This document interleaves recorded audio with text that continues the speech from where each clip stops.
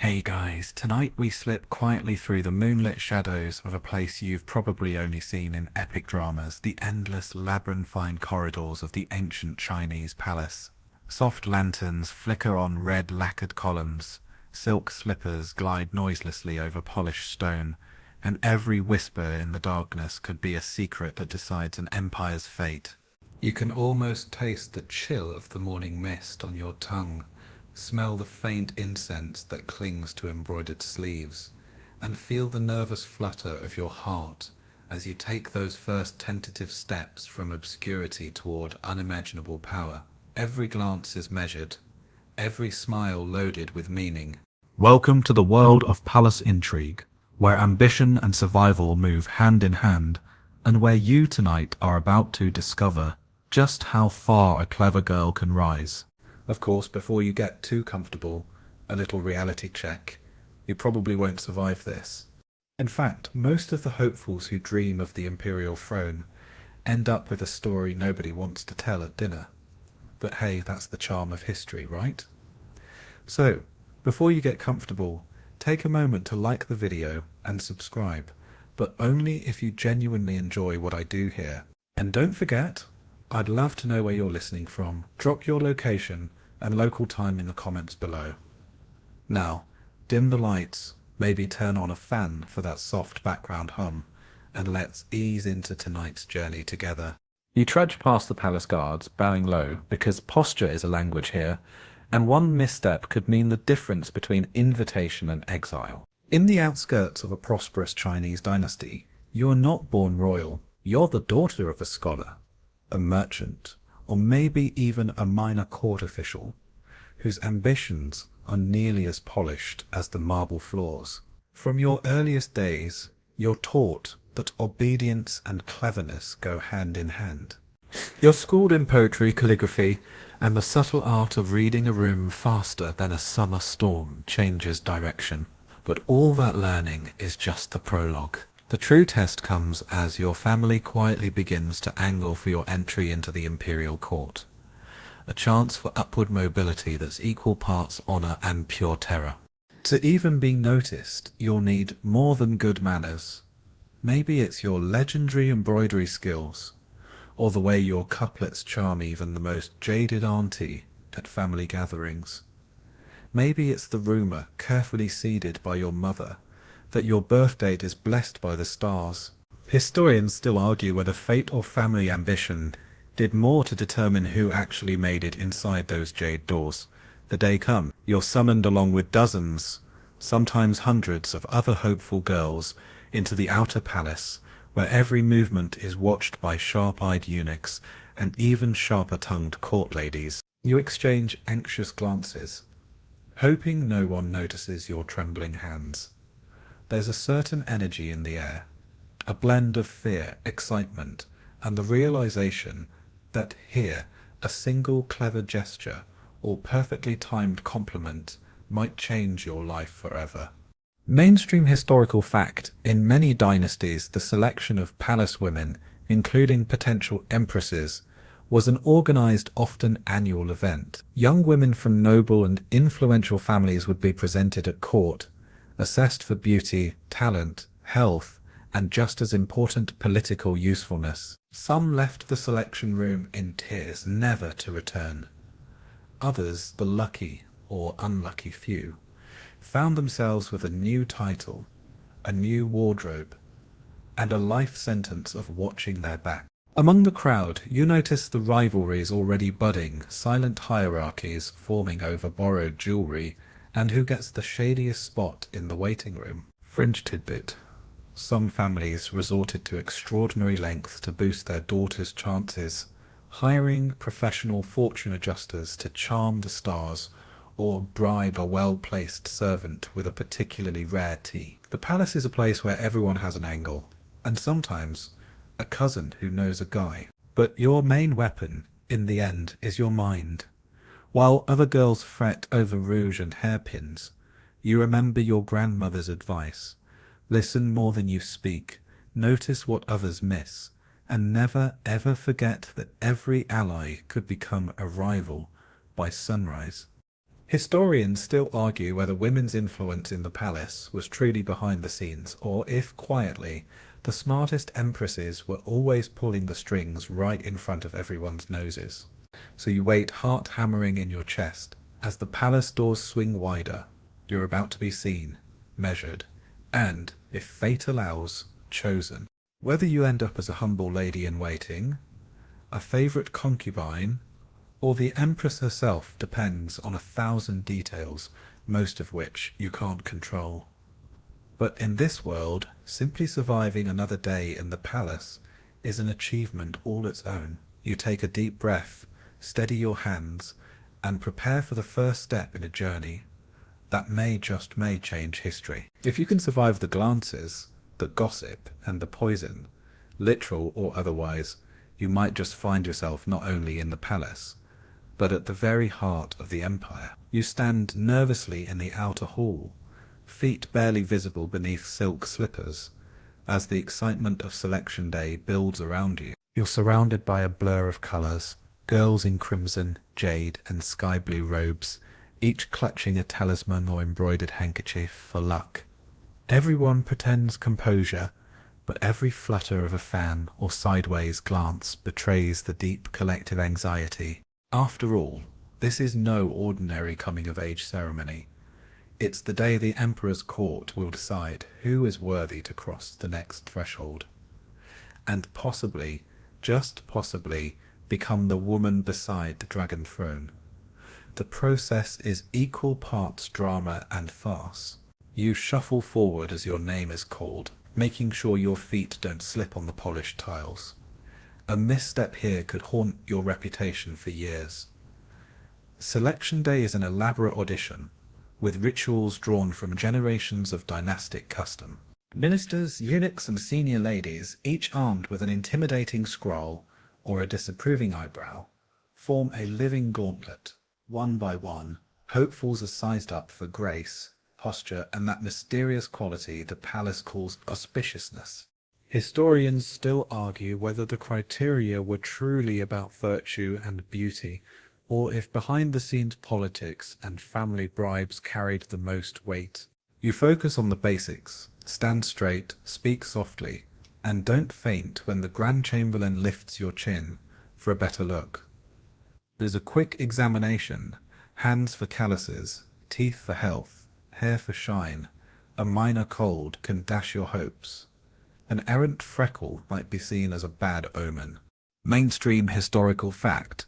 The inspection process was genuinely intense, sometimes lasting days, with a reputation for being both thorough and humiliating. Royal matchmakers once famously rejected a candidate for sneezing at the wrong moment, setting off a round of superstitious panic about inopportune wins. Meanwhile, you're keenly aware that selection day is also the scene of 100 minor dramas. One girl's slipper slips off with a loud thwack, and she nearly trips into the arms of a mortified courtier. Another, so pale with nerves she looks like a ghost, manages only a croak when asked to recite poetry.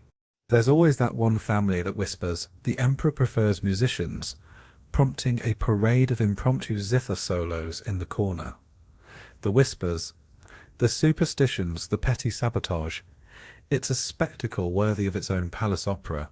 Your family, clustered anxiously near the entrance, tries to project calm. Your mother murmurs a quick blessing, then checks your sash for the 10th time. You catch a glimpse of another hopeful's father, arguing quietly with a palace official, slipping what looks suspiciously like a silk pouch into his sleeve. Fringe tidbit: in some dynasties, rumours spread that certain colours or flower motifs brought better luck.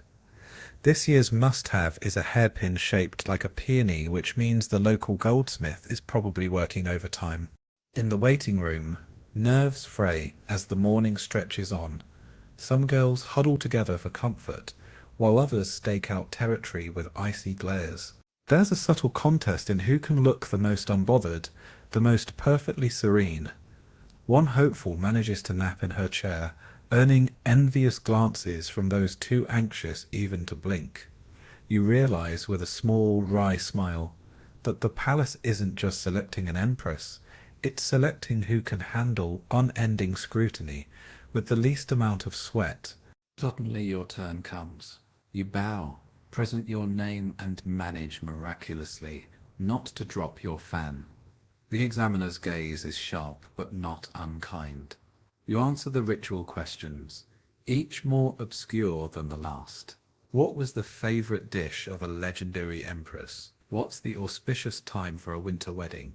You answer as best you can, balancing truth with just a dash of creative storytelling. Historians still debate whether the best liars or the most honest applicants fared better in these high-stakes auditions. When your name is read as one of those advancing to the next round, your knees nearly buckle with relief. You join a smaller group led deeper into the palace, leaving behind the whispers, the tears, and for a lucky few, the first taste of true hope. But for those who stumble or fail, a discreet attendant gently escorts them out. No fanfare, no consolation, just a swift return to the quiet world outside the palace walls. As evening falls, you feel the exhaustion of survival and the buzz of possibility. The real tests, you sense, have only just begun. Somewhere in the shadows, alliances are already forming and rivals sharpening their smiles. For now, though, you allow yourself one fleeting moment of pride. Your silk slippers, still spotless, step forward onto a new path, however treacherous it may prove. You step over the high threshold, heart pounding, as the iron-banded palace gates close with a sound like thunder behind you. Entering the Forbidden City isn't just walking into a building, it's vanishing into another universe, a world so steeped in protocol, luxury, and peril that the very air feels heavier. The sky above is always a little paler inside these walls, as if sunlight itself has to get permission from a eunuch before it can shine on imperial tiles. The first thing you notice is the scale. Everything is vast. Halls that echo with the footsteps of 1,000 generations. Gardens where a single flower out of place can cause scandal. Courtyards so enormous that pigeons could get lost in the maze of stone and gold. And yet you move through these spaces with a strange sense of invisibility. Just one among dozens of newcomers herded through the ceremonial gates. No one looks directly at you. The officials and senior palace women have perfected the art of seeing without seeing, of making a new arrival feel at once scrutinized and utterly inconsequential. Mainstream historical fact: the Forbidden City, at the height of its glory, housed not just the emperor and his family, but thousands of officials, artisans, guards, and most importantly for you, hundreds of women chosen to serve the imperial family in various ranks. The emperor's harem itself was a dizzying hierarchy, from the empress at the top down to junior maids, all subject to rules so intricate that forgetting how to bow in the wrong hall could end your ambitions before they began. Historians still argue whether the architecture was designed to impress or intimidate, or if it was simply the physical embodiment of the emperor's unreachable authority. The daily routine inside the palace is a blur of lessons and rehearsals. You learn how to walk with exactly the right amount of grace, arms not too close, not too far, how to kneel and rise without making a sound, how to smile politely at a joke you barely understand. Your instructors are merciless. A single mispronounced phrase in your court greeting draws a thinly veiled frown from a senior attendant.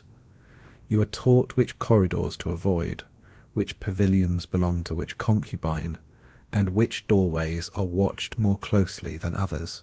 Fringe tidbit: rumor has it there's a secret code to navigating the labyrinth. Certain mosaic stones, slightly paler than the rest, guide the observant through safe passage. You decide not to test that theory just yet. Meals are formal, served on porcelain, so delicate you're terrified to touch it. The food, while plentiful, is mostly cold by the time it reaches you. Every dish, you're told, must be tasted by an official taster, since poison is a constant worry. There's a running joke among junior attendants that if the fish ever tastes especially fresh, you should be suspicious. It means someone in the kitchens is either very bold or very new. One morning, you watch as a senior lady calmly removes a single lotus seed from her bowl and sets it aside.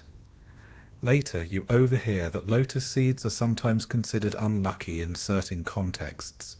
You add it to your growing list of palace survival notes. But for all the grandeur, the loneliness seeps in quickly. The palace is always full, yet profoundly empty. You miss the raucous laughter of your siblings, the scent of your mother's favorite hair oil, even the predictable grumbling of your father about taxes. Here voices are low, and friendships, if they form, are hedged with caution. Everyone is on edge, always watching, always aware that favor can shift with a single rumor. You notice that the older court women never walk alone. They move in pairs, or small groups, eyes darting from shadow to shadow. Trust is rare. One day you find yourself laughing quietly at a joke from a fellow newcomer, only to have her glance nervously around before joining in. Historians still debate whether deep, genuine friendships ever flourished in the imperial harem, or if even the closest confidantes were always deep down competitors. At night you lie awake on a stiff, brocade-covered mat, staring at the elaborate woodwork above your head.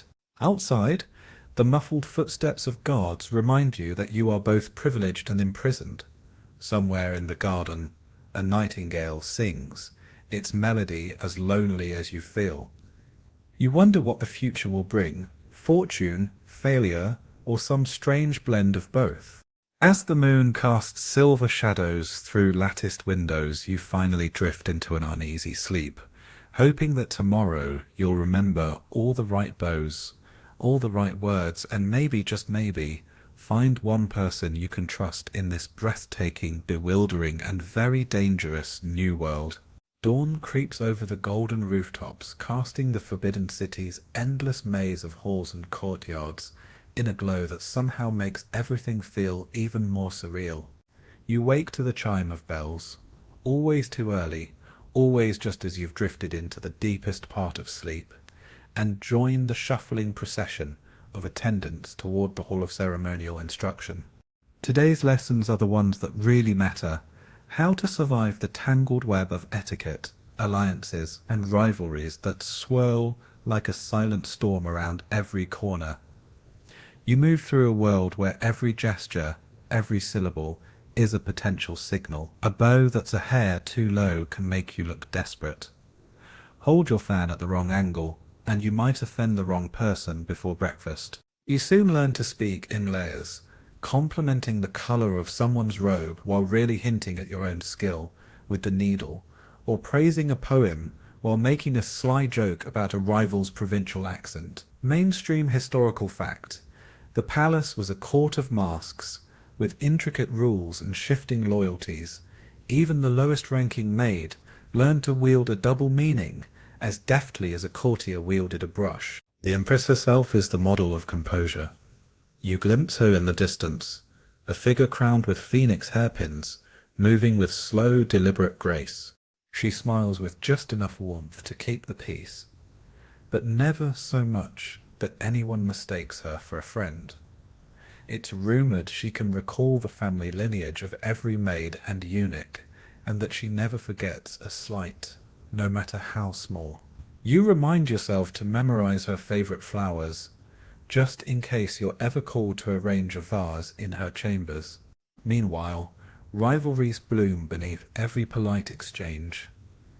You watch as two senior concubines compete for the emperor's attention at breakfast, each reciting poetry that's secretly a critique of the other's calligraphy. You see a lesser wife accidentally spill a cup of tea on her neighbour's silk sleeve, then apologize with a smile so sweet it could curdle milk. There's an art to these encounters, a performance where everyone knows their role, but the script is rewritten by the hour. Historians still argue whether the Empress wielded real power or was simply a puppet for the Emperor's wishes. Some claim that her authority was absolute within the inner court, shaping the lives of hundreds of women and deciding matters of discipline, ritual, and favor. Others believe that much of her power came from what she didn't say, from the subtle ways she fostered or crushed alliances with a raised eyebrow or a well-timed silence. For newcomers like you, the pressure to fit in is relentless. Your days are measured by rituals, presenting tea to senior women and noting who takes sugar, practicing bows so your sleeves fall just so, and mastering the language of court poetry, which frankly is more about veiled insults than literary merit. There's always an undercurrent of nerves. You suspect even the palace cats know which eunuchs to avoid. Then there are the coded gifts. Well, you watch as a cluster of younger attendants exchange tokens, jade hairpins, embroidered sachets, each loaded with meaning. A gift of a white silk handkerchief might mean, let's be allies. A pomegranate-shaped ornament could imply, may your luck split open like this fruit. Of course, if you give the wrong person a willow wood comb, you're wishing them change in a way that can only end badly. Fringe tidbits. Once, an entire spring festival was overshadowed because someone presented the Empress with a painting of magpies, a symbol of gossip, sparking weeks of whispered speculation and frantic apologies. Night brings no real respite. You lie in your chamber, listening to the muffled laughter and hurried footsteps in the corridor, wondering which friendships will survive until morning and which will dissolve with the next rumor. The pressure to say the right thing, to bow at the right time, to never let your guard slip. It's exhausting, and the stakes are life-altering. You find yourself composing clever, harmless jokes to deflect tension, the way your grandmother once taught you to whistle when you were afraid. Historians still debate whether all this etiquette protected women in the palace, or simply trapped them in a never-ending game of performance and pretense. Was friendship even possible, or did survival always come first? You suspect the answer is both, that beneath the mask small sparks of real kindness do exist, even if they're hidden behind layers of silk and protocol. As you drift off, you wonder, if you were to stumble in public tomorrow, who would laugh, and who would offer a helping hand? You resolve to watch, to listen, and above all, to never ever spill your tea on anyone's sleeve, no matter how tempting the opportunity might be. You wake to the hush of servants gliding past your door, already deep in the ritual of lighting incense and adjusting embroidered cushions for the day's audiences. You've learnt to recognize a hierarchy in even the quietest steps. Some are anxious, some brisk with confidence, but the most commanding are the footsteps of women who no longer serve but reign from the shadows, the Empress Dowagers. Retired but not removed, these women have survived every storm the palace can conjure and have become the secret architects of power, their influence stretching as far as any emperor's decree. You're summoned to an early morning gathering, where the dowager sits shrouded in layers of pale gold and moonlight silk, her hair coiled in a style that's already outlasted 3 dynasties of trends. Her voice is soft, never raised, and yet the hush it commands ripples through the room like the tremor before an earthquake. You watch as a junior attendant approaches to serve tea, hands trembling.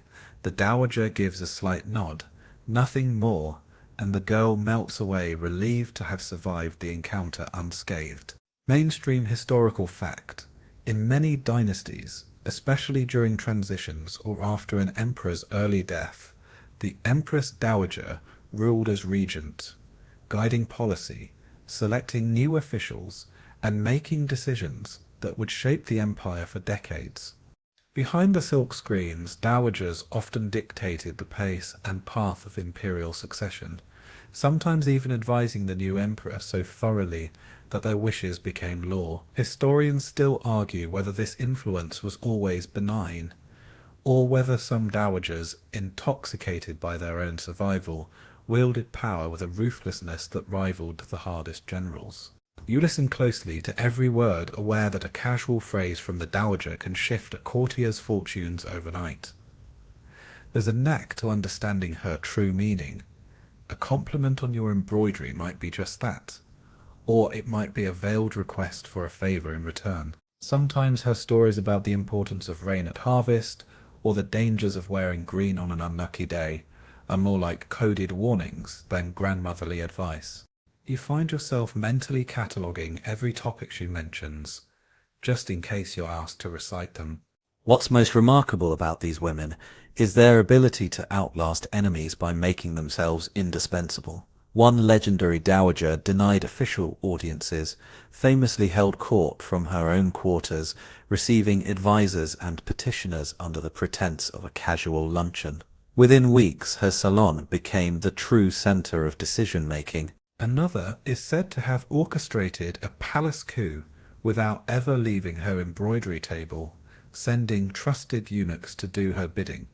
Fringe tidbit, it's whispered that a dowager's skill at flower arranging was less about art and more about sending secret signals to her allies. Chrysanthemums for caution, peonies for pushback, and plum blossoms for imminent change. You're astonished at how the younger empresses and concubines tiptoe around the dowager's moods, showering her with carefully selected gifts and flattery. No one dares to bring up past scandals directly, but the air is thick with illusion. The dowager's memory is as sharp as the emperor's sword. A single story from her lips can resurrect a forgotten debt, or erase a rival's hard-won reputation. Historians still debate whether the Empress Dowager's real power lay in her public role or her private networks, alliances with eunuchs, alliances with powerful families back home, or even relationships with court scholars who value her patronage more than any officials.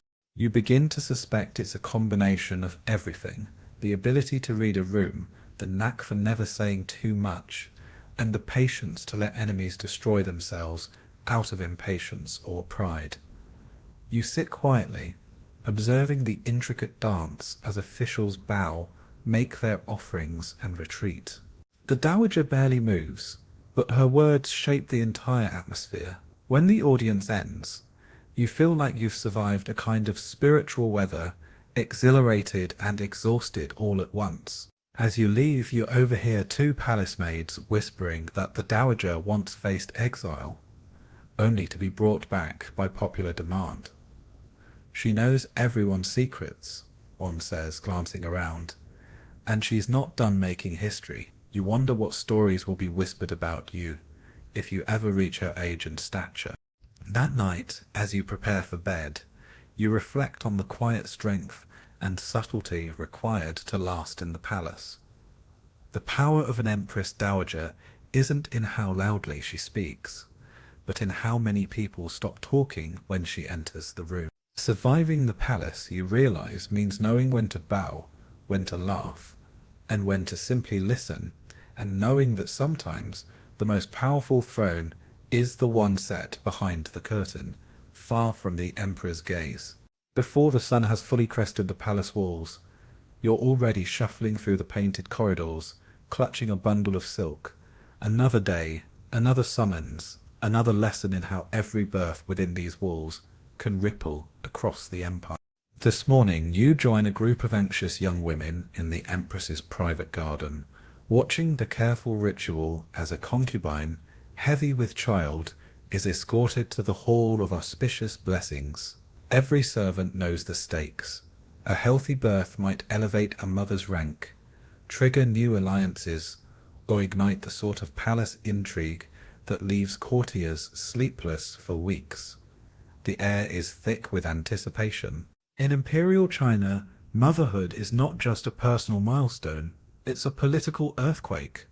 The birth of an imperial heir can make or break careers, shift the balance of power among rival families, and give an ambitious woman the rarest gift of all, a measure of protection. You find yourself remembering an old saying, "Heaven is high, but the Empress Dowager is near." In the nursery, that's never been more true. Mainstream historical fact, succession in the Chinese court was anything but simple.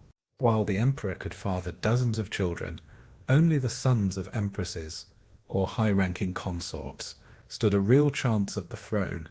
For every favoured child, there were half a dozen rivals lurking, sometimes quite literally in the shadows. Scholars still debate whether succession was ever truly about merit, or if it was always the result of whispered deals and desperate gambles in the silk-draped corridors. You witness the subtle choreography as mothers position themselves and their children for imperial notice. Every gift for the emperor, every scroll of poetry read at a feast, every accidental meeting in the garden is carefully calculated. There's a rumor that the last time an emperor favored a poem about cranes, the author's mother rose 3 ranks overnight. You wonder if you should start brushing up on your bird metaphors, just in case. The emperor's interest is both a blessing and a curse. It means gifts, promotions, and a better room with actual windows. It also means every rival is watching your every move.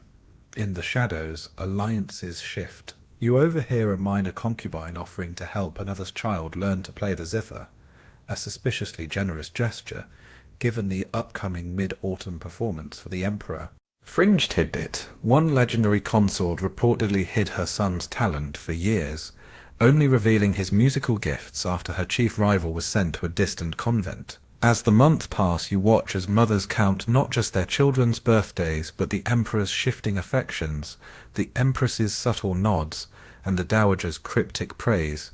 A son's first tooth is cause for celebration. A daughter's clever poem earns a tiny jade rabbit, each milestone another stone on the precarious path toward favour. And then there's the dreaded possibility of a royal pregnancy gone wrong. A miscarriage or stillbirth can end a career. Sometimes rumours of bad omens stick harder than the truth. The more superstitious believe the palace's ancient stones remember such tragedies, dooming future generations, unless the right rituals are performed. You watch as the senior nursemaid scatters rice and murmurs a prayer at every threshold. No one admits to believing, but no one dares skip it either. Historians still argue whether the endless jockeying for succession helped keep the imperial line strong, or simply guaranteed a state of perpetual tension. You see how the children, raised on formality and half-truths, turn into little diplomats before they can tie their own sashes. Some thrive, others grow wary or rebellious, and every mother learns to hope quietly and prepare for heartbreak. But in the quiet moments, away from prying eyes, you sometimes see genuine tenderness, a mother smoothing her son's hair, a father pausing to watch his daughter's dance, the tiny rebellion of love in a world built on calculation. These are fleeting, precious, and carefully hidden, but they're real, and they remind you that for all the power at stake, the palace is still, somehow, a home. As dusk falls, you retreat from the nursery, the echo of lullabies and whispered hopes lingering in your ears.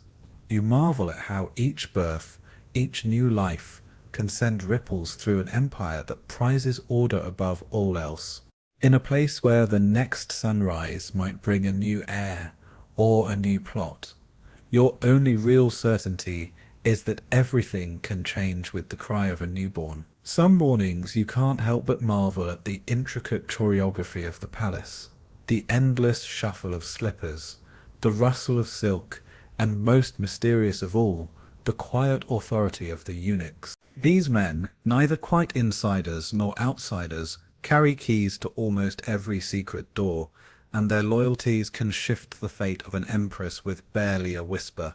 You watch them glide through the halls, faces impassive, as they deliver messages, collect tributes, and keep an eye on the endless parade of would-be allies and enemies. It's a world where you quickly learn that a word in the right ear can protect you from disaster, or land you in it.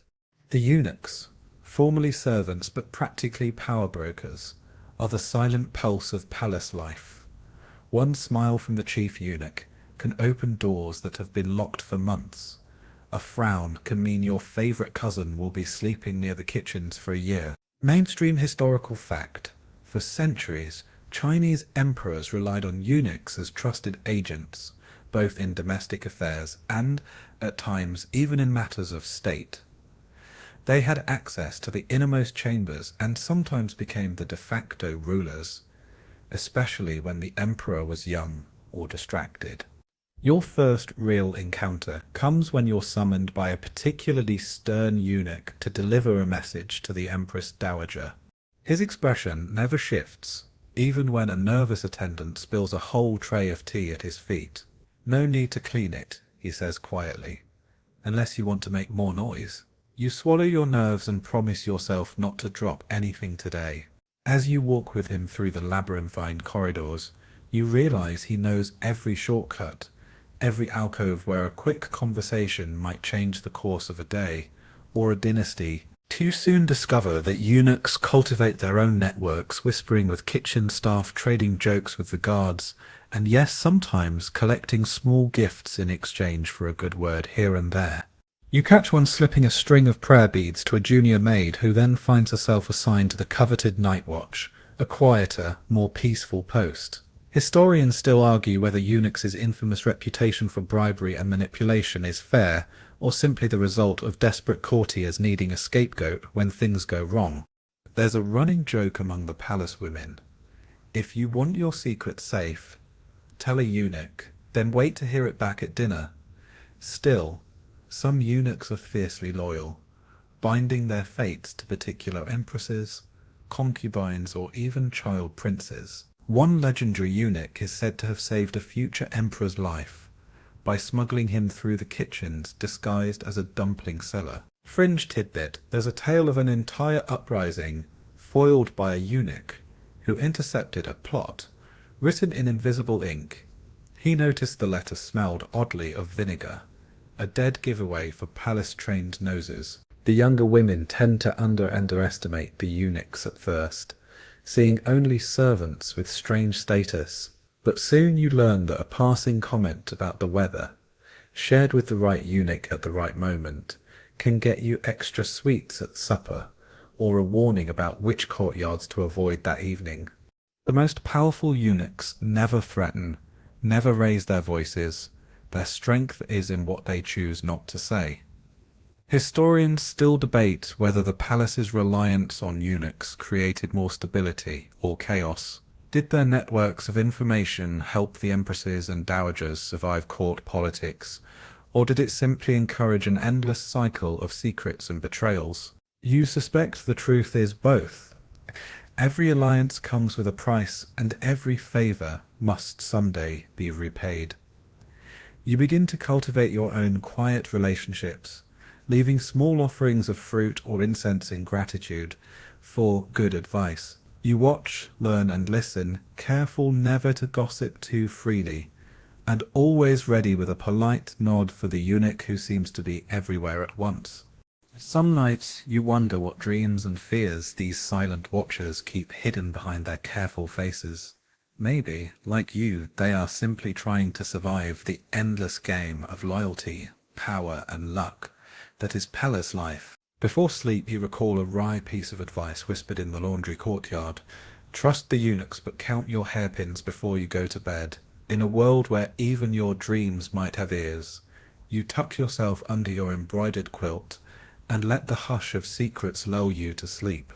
One more survivor in a city built on whispers. There's a peculiar thrill the first time you're handed the Empress's wardrobe list, an inventory longer than your entire streets back home, and much more mysterious. You enter the dressing chambers with a mixture of awe and anxiety, surrounded by walls lined in cedar and thick with the scent of camphor and jasmine.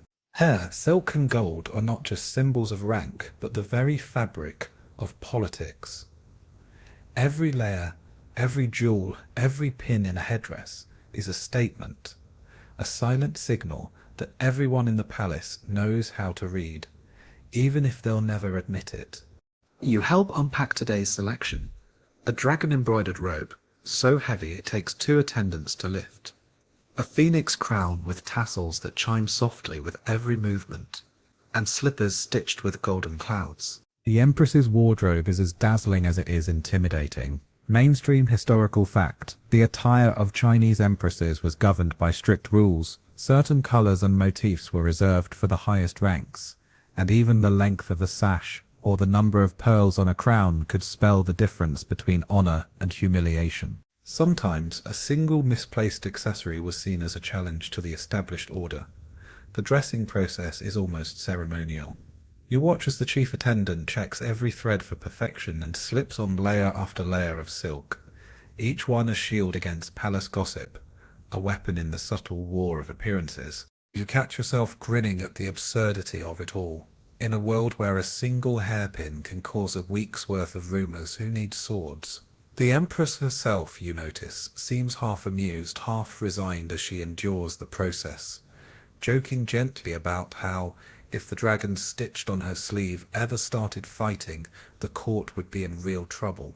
You learn to decode the wardrobe's silent messages. Gold and red for major ceremonies, jade green for the Empress Dowager's birthday, peony patterns for good fortune, unless of course you're in mourning, in which case even your underrobe must be white. There's a legendary story whispered with delight among the younger maids about the time an empress wore a butterfly hairpin at a feast, causing such a commotion that the emperor had to call for an extra round of music just to cool tempers.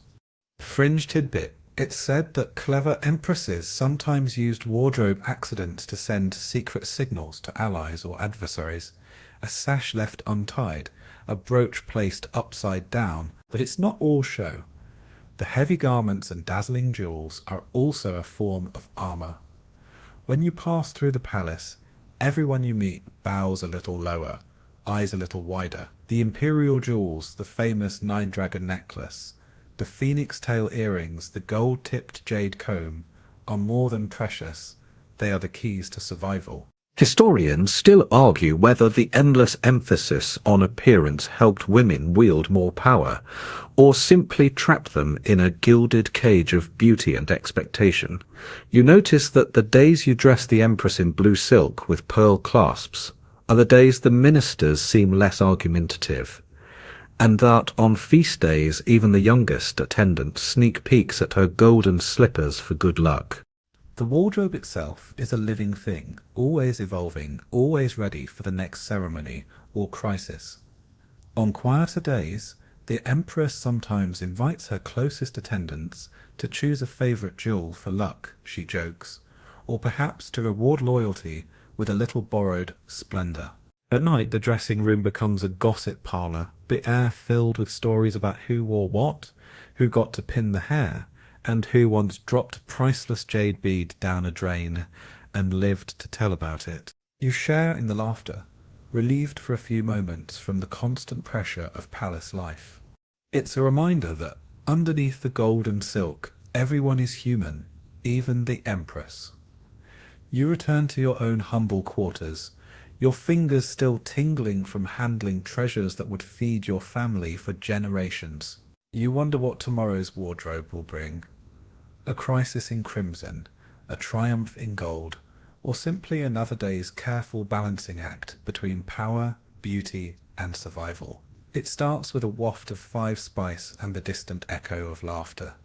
Tonight is a palace banquet, and you're expected to help ensure every detail is perfect. You slip through the kitchens where steam billows from bamboo baskets, the air alive with gossip and anticipation. Outside, the palace is transforming, lanterns blaze in the courtyards, silks are hung from carved beams, and musicians tune their instruments in the hope that this feast will be remembered, but not for any embarrassing mishap. In the Forbidden City, banquets aren't just about eating. They are power meals, choreographed with the precision of a military campaign. You help arrange the seating, always a minefield, as rank, favour, and recent rumours determine exactly who sits where, and next to whom. There's a secret logic to the seating chart.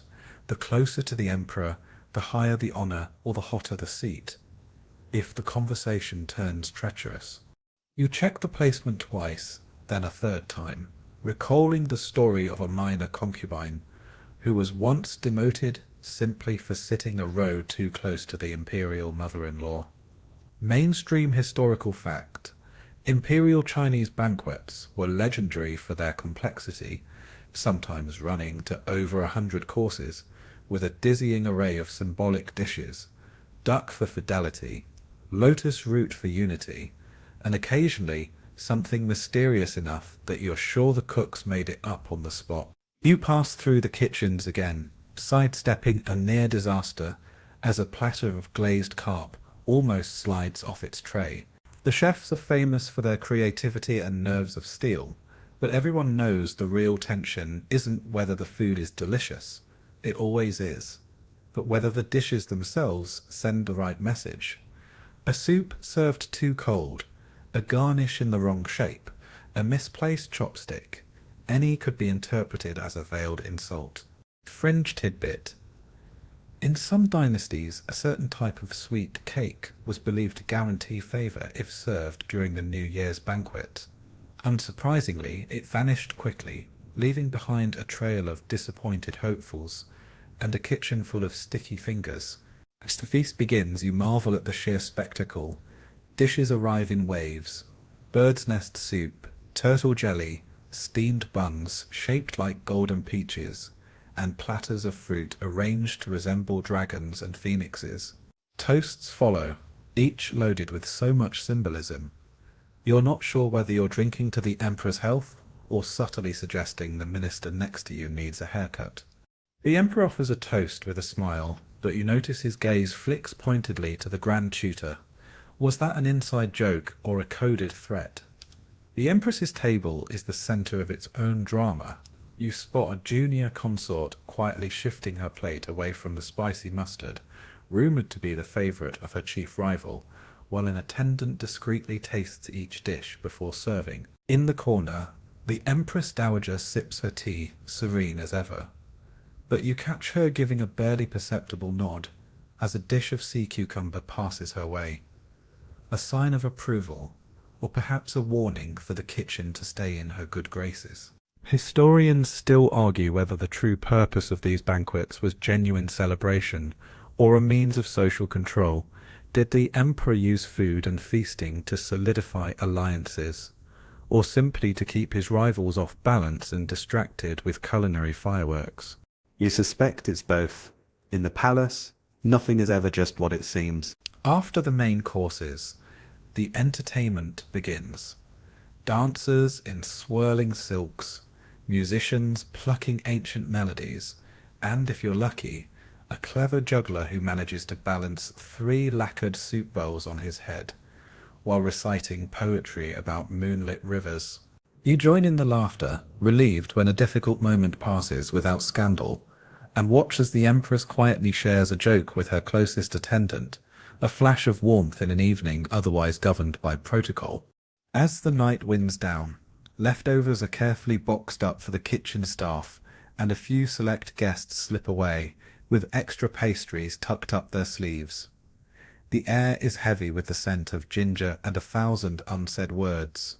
You help extinguish the lanterns, already hearing the low murmur of guests dissecting every moment: who toasted whom, who laughed too loudly, who left before dessert.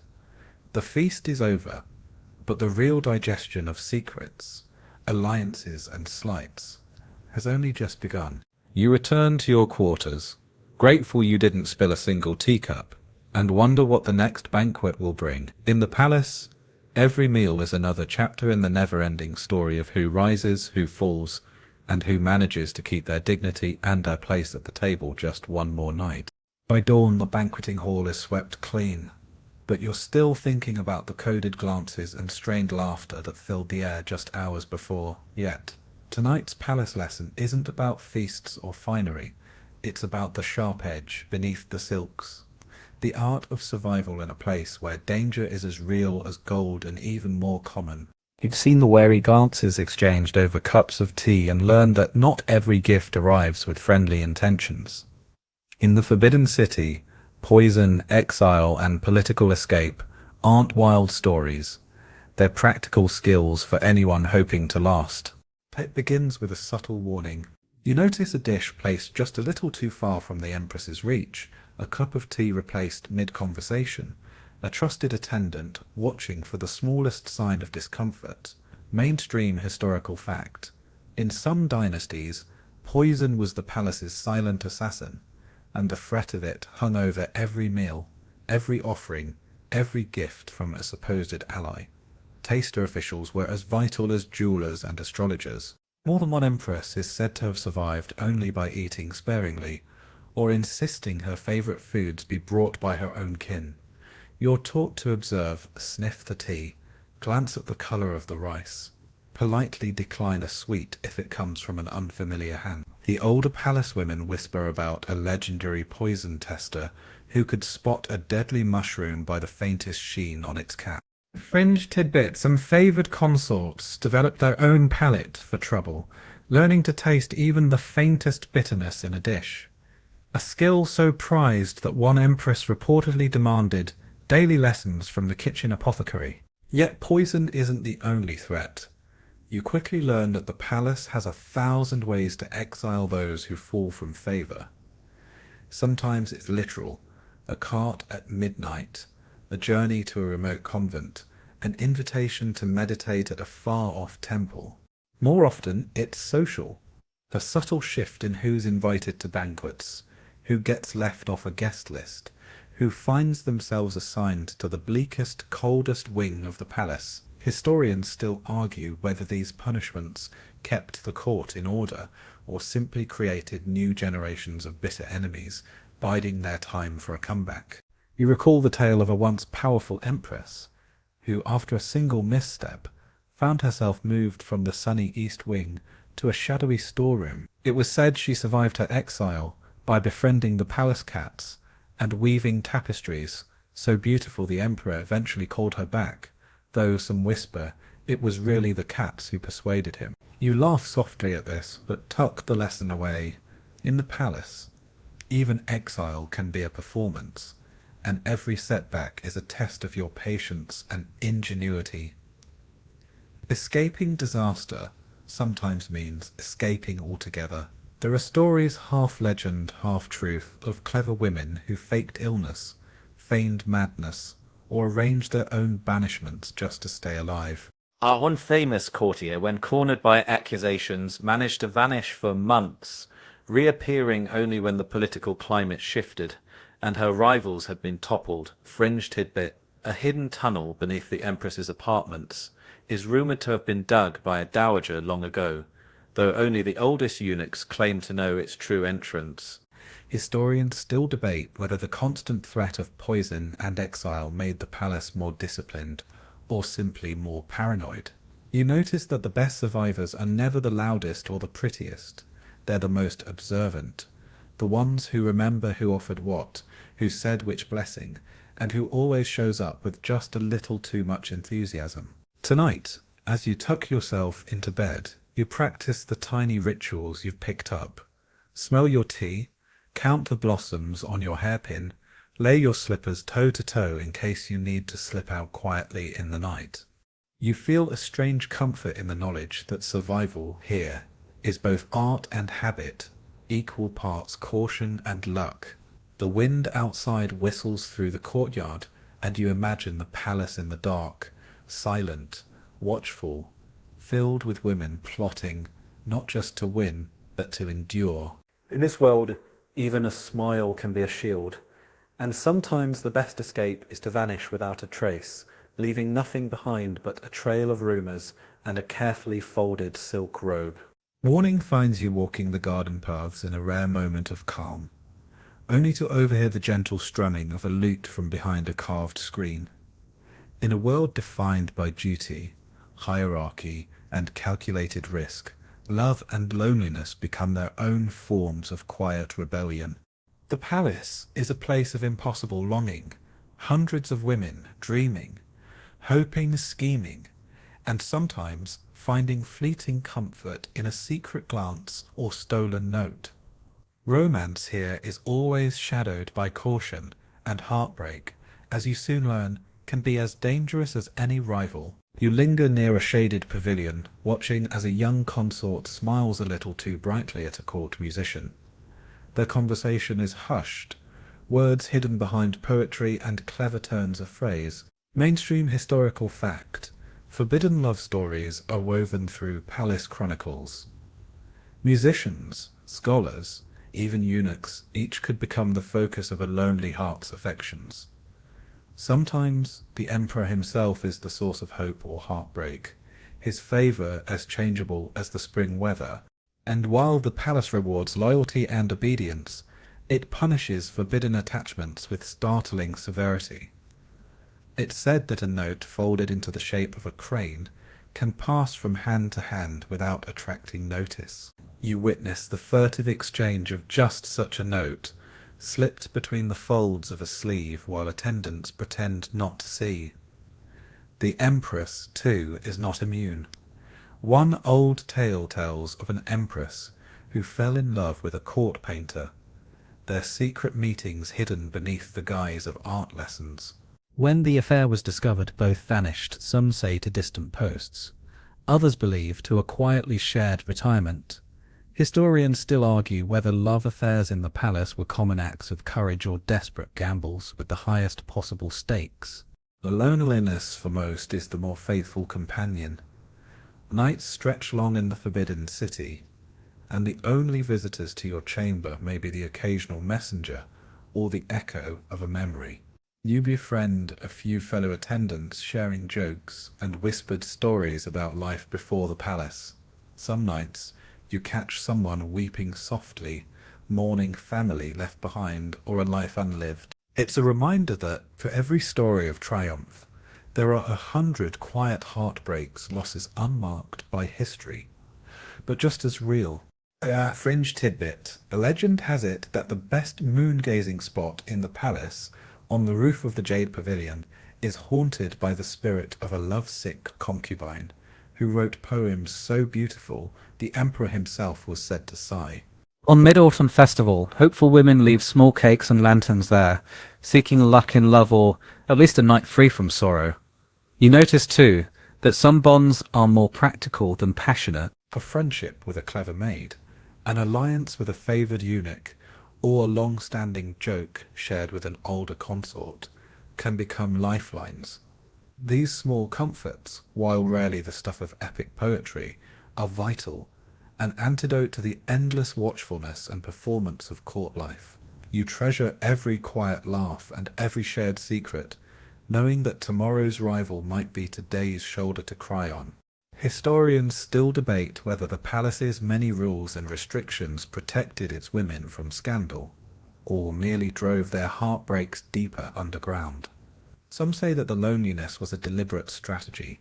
Keep the women too busy, too anxious, and too wary to plot or conspire. Others believe it was an inevitable result of a system designed to isolate and control.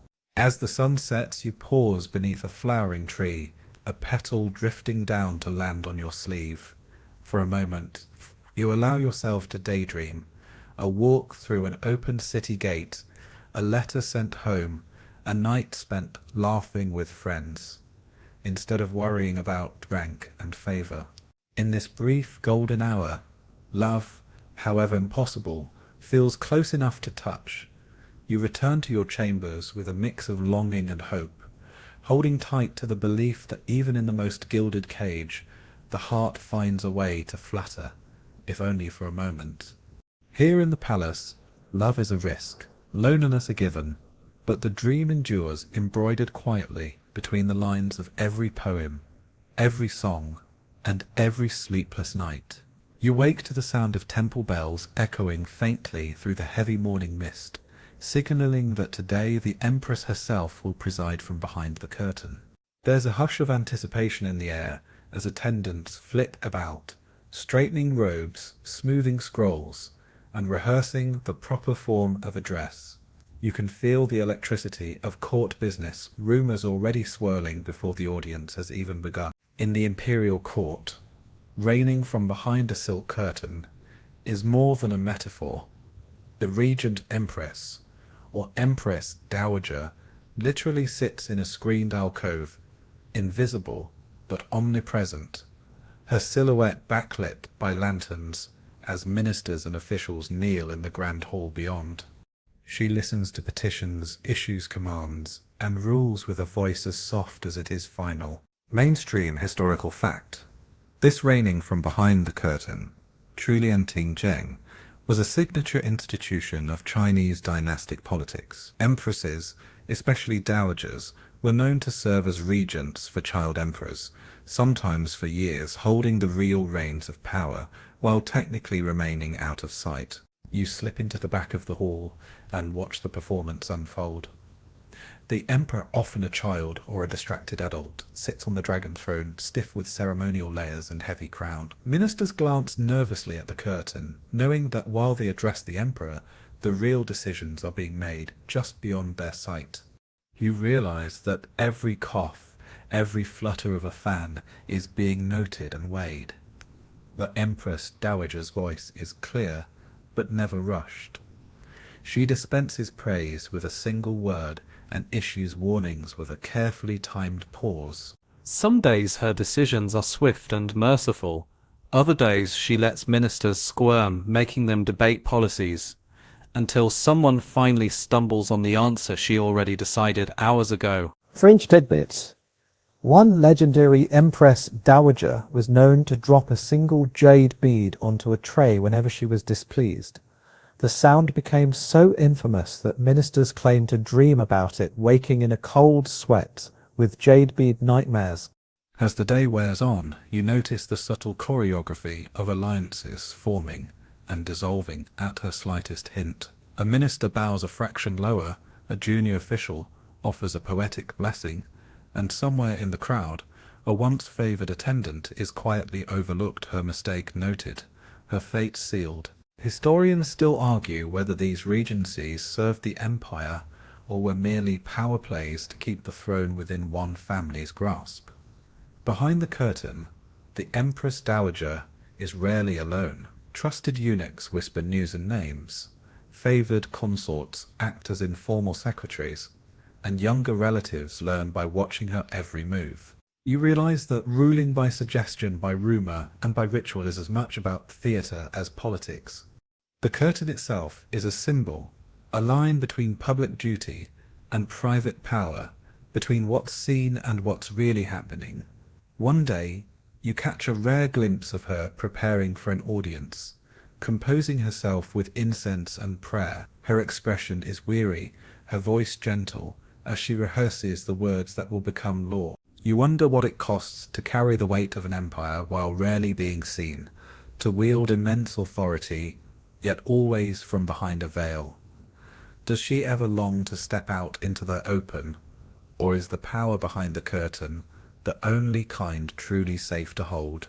Historians debate whether these women ruled for the good of the empire, or simply to preserve their own positions. Some empresses were revered as wise guardians, others whispered about as master manipulators. You watch as her decisions ripple outward, shaping not just the fate of ministers, but of soldiers, farmers, and families you'll never meet. As dusk falls, and the last petition is read, you slip out of the hall, awed by the sheer delicacy and danger of ruling by proxy. You resolve to remember every gesture, every lesson in subtlety, knowing that in this world, true power is often hidden, but always present, just behind the curtain, just out of reach, and yet somehow in command of everything. You wake before sunrise to a storm of whispers. A new tale is circulating, and this time it's not about the Empress behind the curtain or the latest kitchen intrigue. This morning, everyone is talking about the most infamous woman in imperial Chinese history, Wu Zetian. Her name sends a frisson of excitement and dread through the palace. You listen as attendants retell her story in hushed, half-reverent tones, as if she might appear at any moment, resplendent in red, to correct the record herself. You close your eyes and picture Wu Zetian as she once was, a clever, ambitious girl of humble birth, selected for the court of Emperor Taizong. At first, she's just another concubine, another pretty face among dozens. But Wu's rise is the stuff of legend, and as some would have it, scandal, mainstream historical fact. Wu Zetian became the only woman in Chinese history to rule as emperor in her own right, not just as empress or regent, but as the son of heaven, founder of her own dynasty.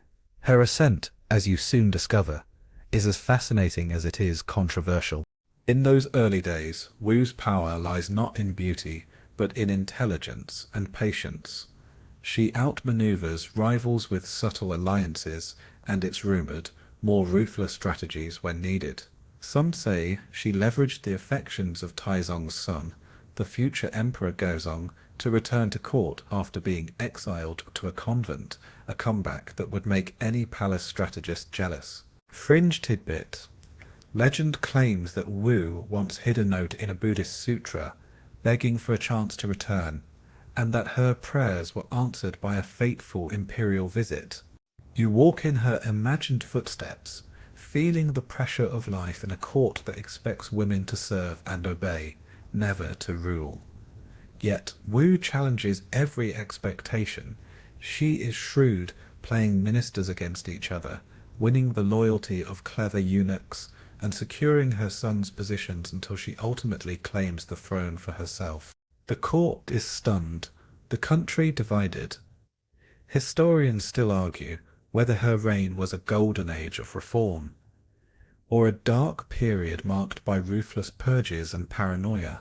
You overhear stories of how she promoted merit over birth, bringing scholars and officials from all backgrounds into her administration. Some praise her for supporting Buddhism and the arts, for championing new forms of poetry, and for expanding the state's examination system. Others shudder as they recount tales of secret police and mysterious disappearances, evidence perhaps that the price of her power was paid in fear and silence. There's a sly respect among palace women for Wu's ability to survive the poison, exile, and betrayals that ended so many others. Her name becomes a kind of talisman, a whispered reminder that in the right circumstances, anyone might ascend from obscurity to the highest seat in the land. But there's a warning too. Even Wu, with all her cunning, faced rebellion and resistance. Her enemies multiplied both within her family and without, and in her later years, she grew more isolated, wary of shadows, even in her own chambers. Fringe details fill the gossip. Some say she kept a pet parrot that could recite court secrets. Others claim her favourite flowers, the peonies, once refused to bloom when she ordered them, sparking a legendary imperial tantrum. Historians still debate whether Wu was a usurper who destroyed tradition, or a visionary who changed the empire for the better. You suspect the truth, as always is tangled somewhere in between. You return to your daily duties with a new sense of possibility. If Wu Zetian could shatter every rule and outlast every enemy, maybe there's hope for anyone clever and brave enough to navigate palace life. Her legacy, complicated and enduring, lingers in every cautious glance, every ambitious plan, and every quiet prayer for just a little more time in the Emperor's favour. As dusk falls, you imagine Wu's ghost, resplendent and wry, still haunting the gardens, offering sly advice to the living. Keep your friends close, your enemies guessing, and always, always look good in red. There's a new chill in the air, and you sense it before you ever step into the echoing marble halls. Something has gone wrong. You hear it in the silence of the morning courtyards, the nervous glances of attendants, and the way even the most confident officials seem to move a little more cautiously. You soon realize you are witnessing what every palace woman dreads, the sudden terrifying fall from power. Today, the palace is holding its breath for someone. An empress, a favoured consort, a once untouchable dowager, whose fortunes have changed with breathtaking speed. You pass by the hall of the Golden Phoenix and see her yesterday. She glided like royalty, robes bright as summer sunlight, her retinue trailing like a river behind her. Now her jewels are gone, her hair unadorned, and the crowds part around her like wind through grass. There's a lesson here. In the palace, rank is a delicate illusion, maintained by rituals and respect, but easily shattered by one rumour, one misstep, or the whim of an emperor. Mainstream historical fact, deposition, exile, or forced suicide was the fate of many a powerful empress or consort throughout Chinese history.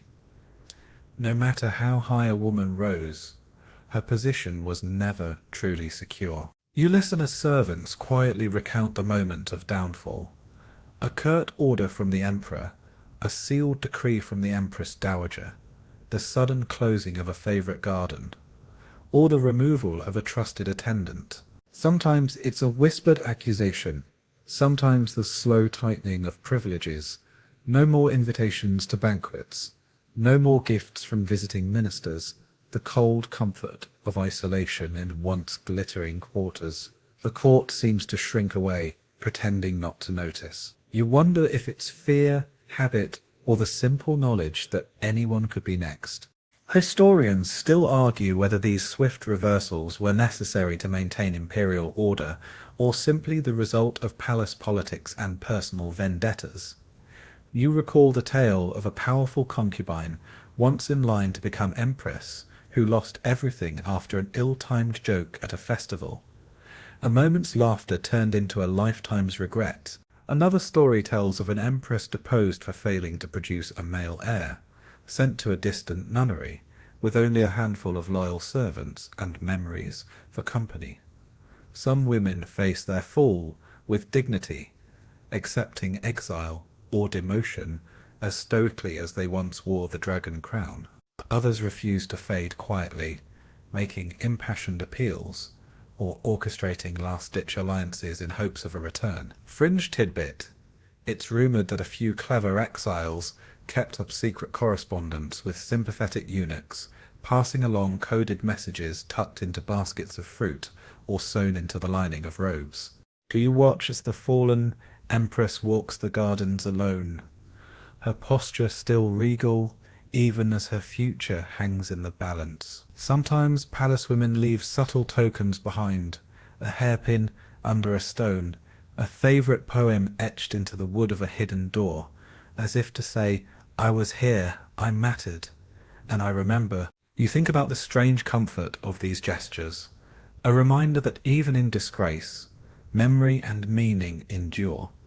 For some, deposition is the end. For others, it's the beginning of a quieter, stranger story.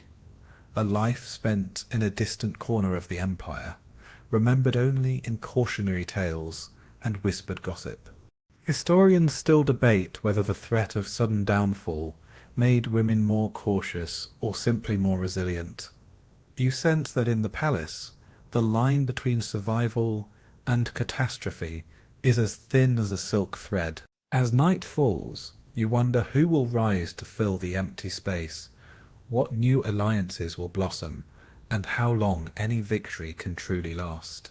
The moon hangs heavy over the palace rooftops, and you tuck yourself into bed with a new resolve, to watch, to wait, and to remember that in the world of empresses, nothing is permanent, except perhaps the power of a good story told long after the silks have faded and the court has moved on.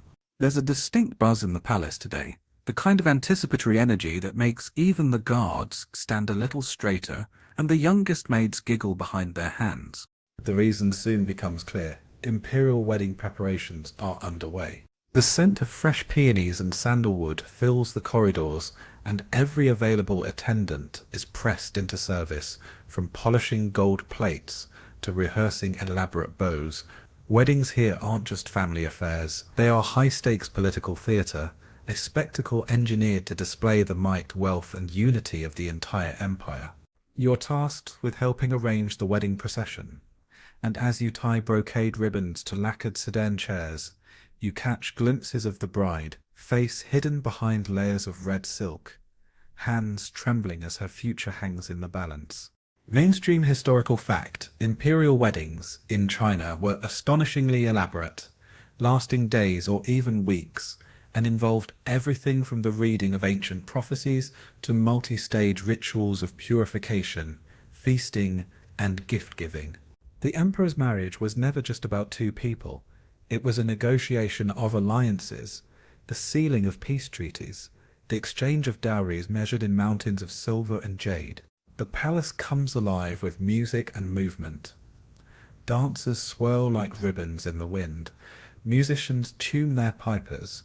and the court chefs prepare delicacies whose recipes are guarded more fiercely than military secrets. Ministers jostle for the best view in the ceremonial hall, while foreign envoys marvel at the spectacle, clutching their gifts and practicing phrases in halting Mandarin. You can't help but feel a pang of sympathy for the newlyweds, trapped in a whirl of ritual and expectation, their every gesture scrutinized for hidden meanings. As the ceremony unfolds, you marvel at the details, the hair-combing ritual that symbolizes out the lighting of paired candles to drive away bad spirits, the procession of the bride's attendants, carrying auspicious treasures, jade bracelets, golden carp, boxes of silk thread, all meant to ensure happiness and fertility. You hear the guests murmur as the couple takes the 3 bows to heaven and earth, to the parents and finally to each other. Historians still argue whether these rituals fostered true harmony or simply masked the hard bargaining happening behind closed doors. The imperial matchmakers are a force of their own. You spot one famous for her skill at brokering alliances between rival families, offering whispered advice and possibly thinly veiled threats. Fringe tidbit. It's rumoured that a particularly influential matchmaker once delayed an entire wedding by feigning a bad omen, only relenting after being promised a rare white jade bangle. If you squint, you can almost see her smirk as she slips a new bracelet onto her wrist. During the wedding feast, the Empress presides in regal splendour, while the Emperor, sometimes barely more than a boy, does his best to look commanding, though his hands shake just a little as he raises his cup. The laughter's polite but subdued. Everyone knows that the wrong joke could mean exile before dessert. Yet beneath the formality, you sense tiny rebellions, a sideways glance, a suppressed giggle, a young attendant slipping the bride a lucky coin for courage. As the celebrations stretch into the night, lanterns glow like captive stars, and the gardens are filled with the sounds of music, poetry, and a few tipsy guests singing old folk songs under their breath. You help clean up after the final round of toasts, collecting empty teacups and confetti, and hear the inevitable comparison, not as grand as the last one, but the peonies were exquisite. Historians still debate whether these imperial weddings strengthened the throne or simply provided a temporary truce in the endless palace intrigues. You suspect they did both, and that for at least one night, beauty and hope eclipsed politics and fear. You fall asleep exhausted, the music still echoing in your mind, and wonder whether the new Empress will find happiness, or if her wedding was simply the beginning of another, even more complex story, one written in secrets and silks, in alliances and dreams. You wake the next morning to a nervous flurry in the air. The Empress's chambers are abuzz with talk of omens, superstitions, and forbidden rituals. Even the most skeptical officials are casting wary glances at the sky, and every accidental sneeze draws a ripple of worried laughter from the younger attendants. In the palace, luck is not just a matter of belief. It's woven into every detail of daily life, from the colour of a hairpin to the direction you turn when stepping out of bed. You join the Empress's morning procession, trailing a retinue of ladies in waiting, each clutching a different lucky charm. A carved jade cicada dangles from one belt, a tiny bag of blessed rice from another. Mainstream historical fact: the imperial court was obsessed with omens and auspicious signs, and entire offices were devoted to reading the stars, interpreting dreams, and advising on which days were best for ceremonies or travel. And even the emperor rarely dared act without consulting his astrologers. The palace is a minefield of taboos. Don't sweep the floor after dark, or you'll sweep away good fortune. Don't step on the threshold, or you might insult the household spirits. You overhear a senior attendant scold a junior for humming an unlucky melody on the eve of a major festival, a song said to invite sadness for a whole year.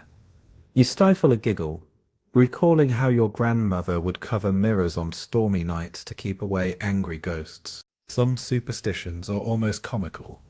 You watch as the kitchen staff tosses salt over their shoulders before preparing the Empress's birthday cake, and the head gardener refuses to plant peonies on the east side of the pavilion because the wind there is stubborn. You spot the Empress herself slipping a silver ring onto her left hand before a crucial audience. A fringe tidbits, silver was believed to neutralize poison and attract good dreams. But not all omens are light-hearted. You feel the tension mount as an unlucky omen appears. A palace cat howling at noon, a streak of red in the sunrise, or a precious porcelain vase shattering with no one near. These are taken seriously.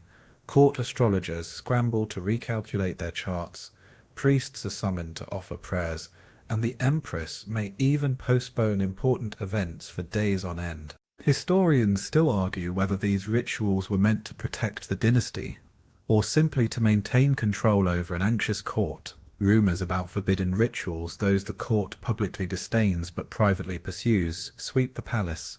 There's talk of an old dowager who once hired a wandering Taoist to bless her rooms using a string of copper coins and whispered charms. Some claim secret midnight ceremonies take place in hidden gardens, where wishes are written on slips of silk and burned in censers to float up to the gods. Fringe tidbit: it's whispered that a clever concubine once staged an entire haunting to frighten a rival into requesting a transfer to another palace wing. You become adept at reading the currents of superstition. If a servant starts carrying a mirror everywhere, it means gossip is flying and someone's reputation is under threat.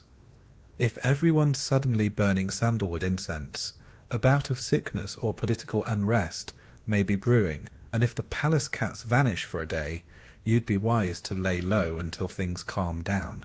Historians still debate whether these beliefs brought order or chaos, comfort or anxiety. You suspect they did all at once, making the palace both more mysterious and more manageable, a world where even the smallest sign could mean everything or nothing, and where ritual gave people a sense of control over the unpredictable winds of fate. As the day ends, you tie a red thread around your wrist, just for luck, and wonder whether the next omen will bring fortune or trouble. For now, you count your blessings, avoid whistling after dark, and resolve to never ever sneeze during a royal banquet, not unless you want to become the next legend whispered in the lantern-lit corridors of the Forbidden City. You rise before dawn to the faint sound of chanting. The palace is filled with incense smoke and the low, rhythmic murmur of prayers. Today the Empress is leading a ceremony in one of the oldest temple pavilions, and even the most cynical courtiers are making quiet offerings for luck, health, or a little extra favour. In a world that feels as uncertain as a house of cards, religion weaves through every layer of palace life, shaping rituals, policies, and even the way you dream. You move through the halls, dodging priests in flowing robes and Taoist mystics consulting battered almanacs. Each religion claims a corner of the Forbidden City, but none can claim it entirely. Mainstream historical fact: Imperial China's court was a mosaic of faiths, with Buddhism, Taoism, ancestor worship, and even bits of folk superstition, each holding sway over different rulers and empresses. The Empress herself often sets the tone, her piety or strategic lack thereof, influencing everything from official holidays to how food is prepared in the kitchens. The Empress's own faith is a study in balance. You watch as she burns incense to the ancestors, bows to a bronze Buddha, and consults a Taoist priest for advice on the year's best planting days, all before breakfast. Historians still argue whether such displays were genuine devotion or savvy performances, carefully calibrated to keep every priest and minister happy. You suspect it's a bit of both, a spiritual multitasking, born of necessity and the ever-present desire to avoid offending anyone important. Religious festivals are a palace highlight. The Lantern Festival, Ghost Festival, and Mid-Autumn Festival each bring days of celebration, with elaborate rituals and offerings, cakes shaped like moons, towers of fruit, flocks of paper cranes and fish. You join other attendants in stringing lanterns above the lotus pond, and giggle as someone dares to slip a tiny joke note into a bowl of rice meant for the kitchen gods. Yet, beneath the laughter there's a sense of real awe. You've seen the palace's oldest women kneel for hours, their hands working prayer beads smooth as river stones. Fringe tidbit. It's rumoured that, late at night, certain forbidden corners of the palace are reserved for secret monks, priests who once crossed the Empress Dowager or fell afoul of a jealous official, now living out their days, offering clandestine blessings or wisdom to those brave enough to seek them. The palace's shrines are also stages for subtle competition. You notice how gifts to the gods, a carved dragon, a rare flower, a delicately folded origami, are as much about public image as private piety. There's quiet jockeying over who gets to light the first incense stick at the New Year's altar, and whose prayers are echoed in the Empress's own offering. Sometimes an unlucky or awkward offering sparks palace gossip for weeks. Do you hear the story of an ambitious concubine who brought imported incense only to discover it was considered unlucky that year? Her fortunes, you note, never quite recovered. Historians still debate whether religious ceremonies genuinely unified the court or merely offered another arena for intrigue. Were empresses spiritual leaders or just masters of ritual performance? Did faith protect them or expose them to new dangers, like the threat of being accused of witchcraft or sacrilege? In quieter moments you watch as the empress visits the temple at night, lighting a candle and bowing her head, not as a ruler, but as a daughter, a wife, a mother. You sense her prayers are as tangled as your own, a wish for peace, safety, and a little mercy in a world that rarely offers any guarantees. As dusk falls, the incense burns low, and you return to your chamber, a faint trace of sandalwood still clinging to your sleeves. You whisper a prayer of your own, not for power or rank, but for another day of peace, another night of dreamless sleep, and perhaps a gentle fortune in the next turning of the palace wheel. You wake to the distant sound of horses and unfamiliar voices echoing in the courtyard. The palace is entertaining foreign visitors, and everything is thrown into carefully orchestrated chaos. Empresses and high-ranking ladies are abuzz with preparations.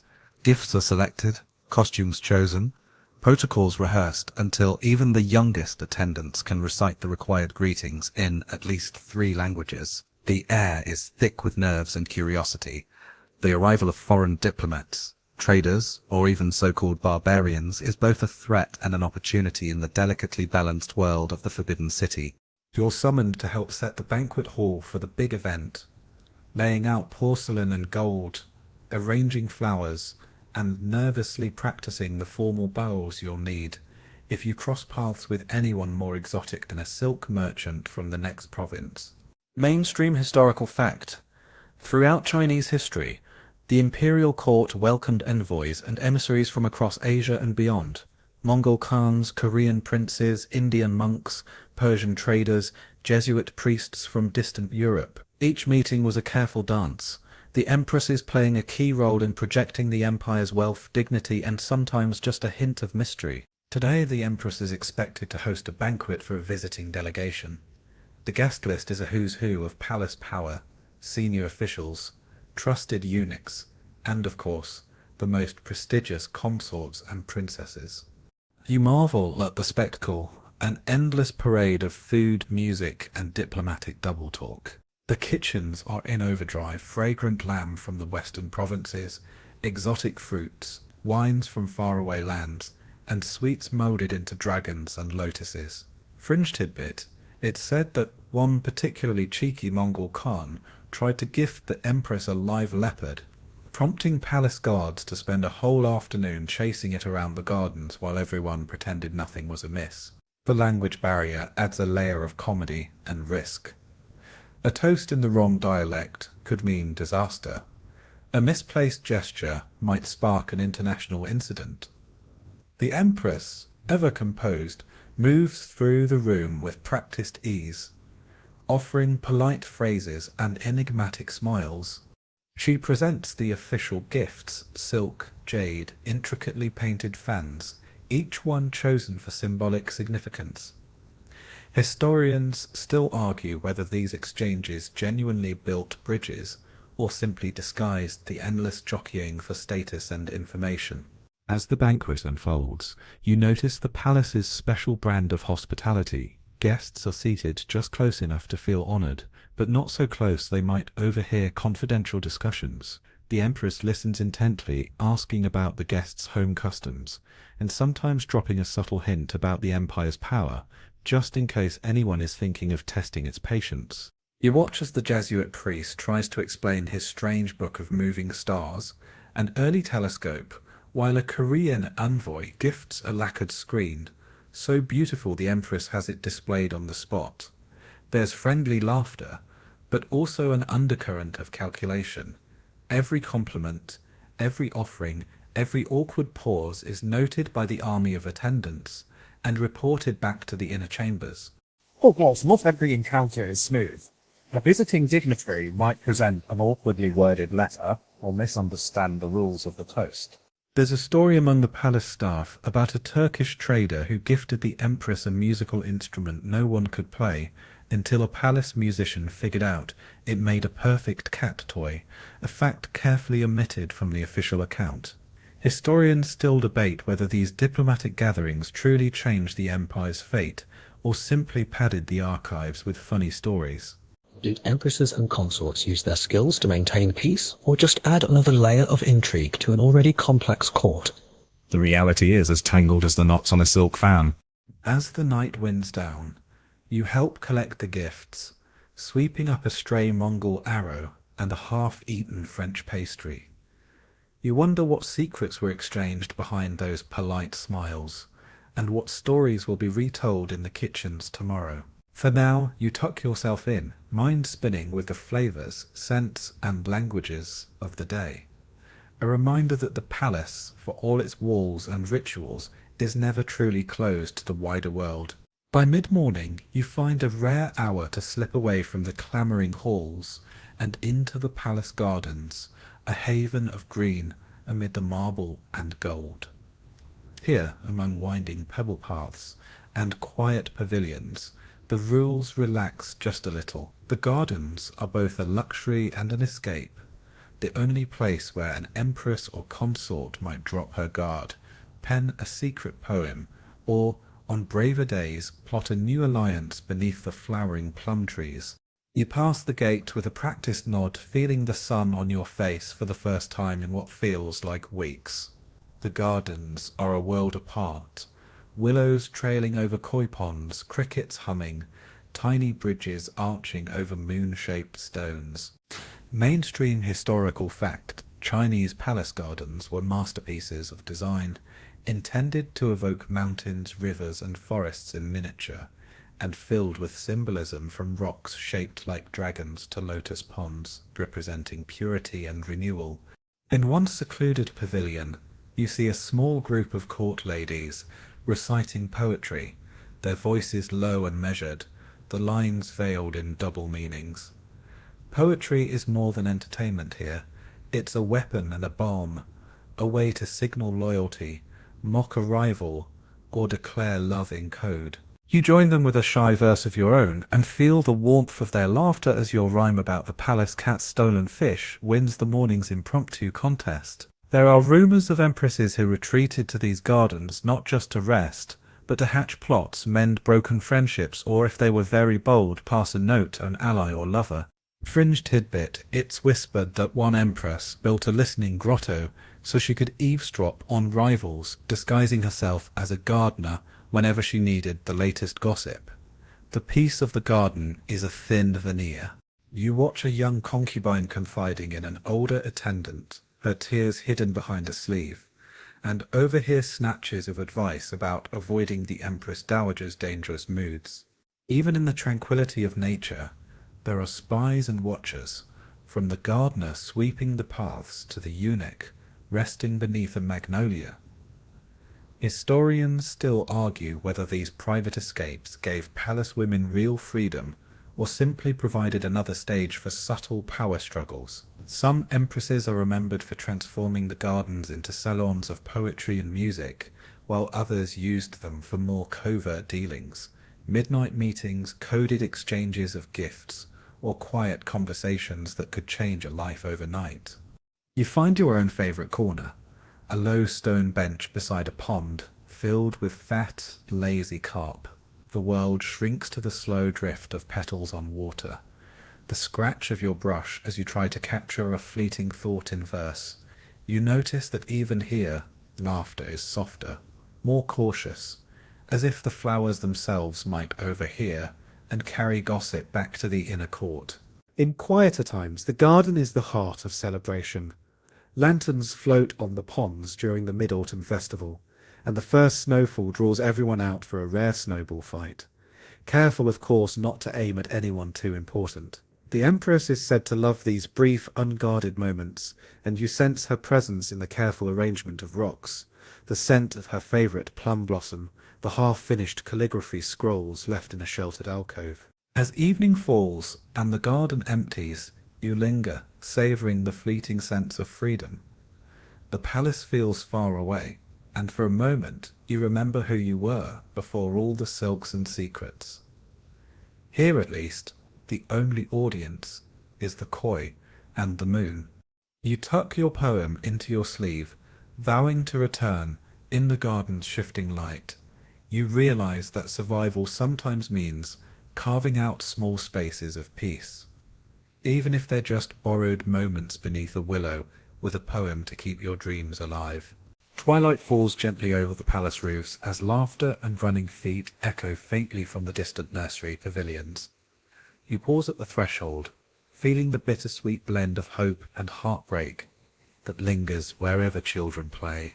The imperial court might be a stage for power and politics, but here in the shaded corridors, the fate of imperial children, the next generation of princes and princesses, is always the secret heartbeat of palace life. You watch as a governess herds a gaggle of silk-clad toddlers down the path, their lessons in manners, calligraphy, and history interrupted only by the occasional shriek of joy or the thud of a dropped toy. Mainstream historical fact: imperial children were raised in strict seclusion, their days dictated by schedules more rigid than most officials could endure.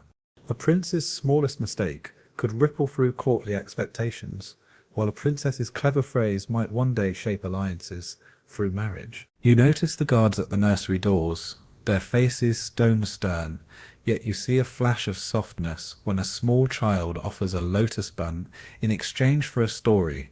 Within these walls, the children of the Empress, the favoured consorts, and even lesser concubines all learn their place. Some thrive on the attention, relishing the lessons in statecraft and etiquette. Others, often the cleverest, learn to navigate the world with quiet, watchful eyes, acutely aware that every playmate may someday become a rival or pawn. You hear hushed stories from older maids, the lost little prince who wept for his mother, the princess who hid her poetry under her pillow, the boy who became a general because he was the best at snowball fights. Every nursemaid has her favourites, every eunuch their quiet hopes for the next golden child. Yet palace gossip reminds you that every promise comes with peril. Fringe tidbit: it's whispered that some children, too clever for their own good, were sent away for study in distant temples, conveniently absent from the court during times of dangerous succession disputes. The Empress watches her children with a wary, measured love. Torn between pride and the knowledge that their fates are never fully her own, she oversees their studies, their tutors, their food, ever mindful that even a favourite snack might become a source of scandal if the wrong ingredient is served on the wrong day. You see her sometimes after lessons, walking quietly with a daughter or son, sharing a private story or gentle rebuke. In those moments, the mask of Empress slips, and you see only a mother. Historians still argue whether imperial childhood was a privilege or a burden. Some say the seclusion and discipline produced wise rulers and capable consorts. Others believe it bred anxiety, isolation, and sometimes tragedy. There are tales of princes who grew up so protected they struggled to speak to anyone outside the court, and princesses whose arranged marriages led them to distant lands, forever homesick for the gardens of their youth. At night, the children gather for stories, ancient legends of dragon kings and moon maidens, tales of cunning empresses and loyal ministers. They listen wide-eyed, clutching silk blankets, dreams already filling with visions of grandeur and danger. You help light the lanterns as dusk deepens, noticing how even in their sleep, these children carry the weight of history, their every breath a thread in the imperial tapestry. Sometimes you wonder if any of them wish for a life outside the walls, a cottage in the countryside, freedom to climb trees, or run wild through fields without a retinue in tow. But here, destiny is as carefully measured as the length of their sleeves, and the only certainty is that each will shape and be shaped by the tides of palace fortune. As you leave the nursery wing, the sounds of giggles and lullabies trail after you. You realize that even the smallest child is both cherished and watched, protected and prepared for a future as unpredictable as the moon's path across the courtyard sky.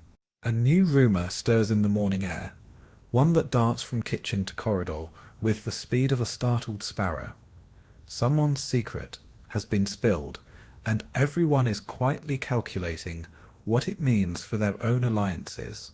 In the palace, information is more valuable than jade, and nowhere is that clearer than in the invisible web of palace spies and whisper networks. Here, every word, every gesture, every raised eyebrow has an audience. You see it play out before breakfast. A senior attendant sidles up to a gardener with a handful of candied ginger, then moves on, head bent in apparent humility. Minutes later, a eunuch passes by, barely pausing to tie his shoe at the doorway, but you catch the glint of a hidden message being slipped beneath a pot. Mainstream historical fact: the Forbidden City ran on a steady diet of secrets and surveillance, with entire departments dedicated to recording, reporting, and sometimes fabricating information about everyone from ministers to chambermaids. Every empress or consort worth her salt cultivates her own whisper network. You learn to spot the signs, the sudden silence when a new face enters a room, the inexplicable way kitchen gossip seems to match what's discussed in the highest halls. You notice the most trusted spies aren't always the obvious choices. Sometimes it's the elderly maid with a limp, the boy who delivers scrolls, or the parrot in the Empress Dowager's chambers. Fringe tidbit: one famous parrot was said to have overheard so many conversations that it had to be retired for accidentally repeating imperial secrets during a banquet. You quickly realize the rules of the game. Information must flow, but never too quickly. Favors are granted in whispers, and debts recorded in memory rather than ink. Even your own minor observations become valuable.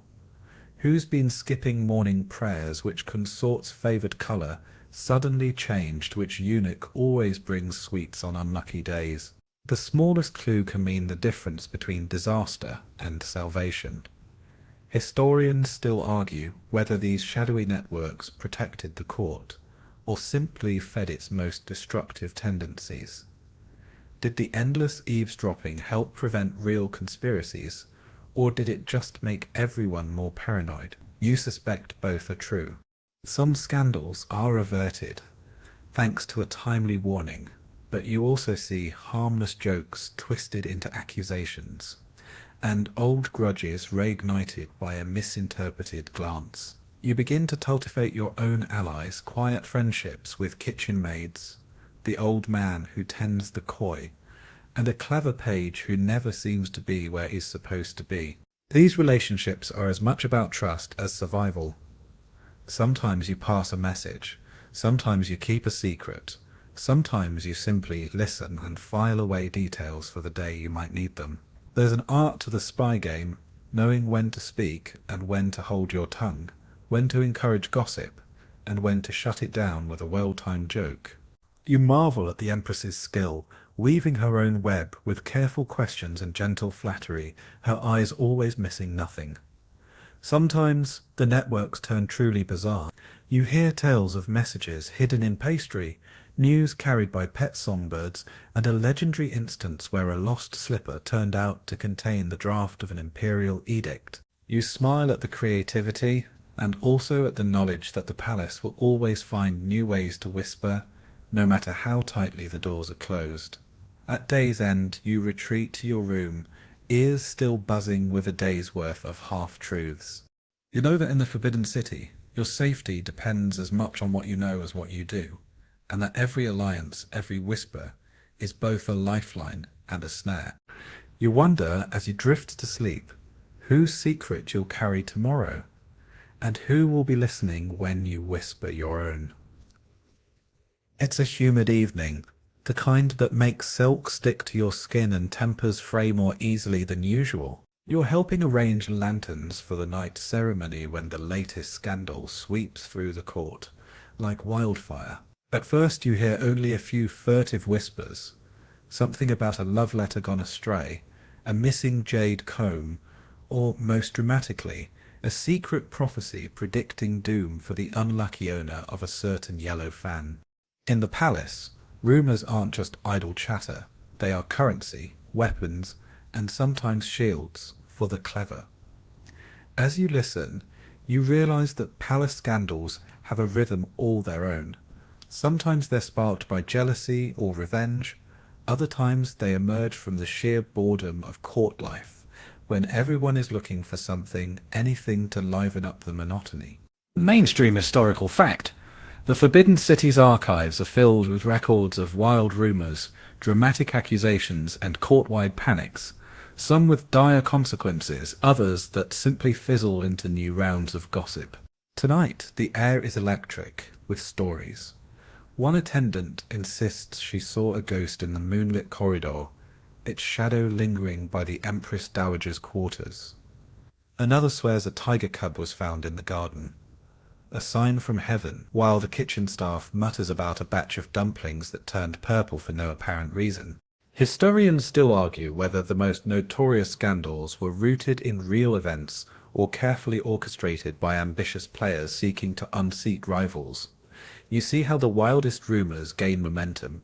A lost pet becomes evidence of a cursed household. A fainting spell is spun into a tale of forbidden love.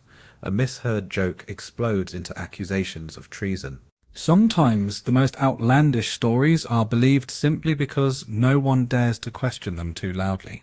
You're reminded of the time an imperial astrologer announced that a comet would end the dynasty, only for the court to discover the comet was a trick of candlelight on a dusty window. Fringe tidbit. A legendary case involved a consort accused of witchcraft after she was found with a jar of dried frogs, supposedly for medicinal use. The real scandal? The frogs belonged to a senior eunuch, who had been trying to start a lucrative side business, selling miracle cures. The story grew wilder with every retelling, until the frogs themselves were said to sing curses at midnight. Some scandals never die, passed down from generation to generation, gaining new details with every telling. You notice how the court seems to delight in the most dramatic versions, adding ghostly apparitions, talking animals, or secret trapdoors beneath the main hall. And yet behind every rumour there's a trace of real fear. What if the scandal is true? What if you're next? Historians debate whether these panics and rumours serve to distract the court from bigger issues or to flush out real conspiracies.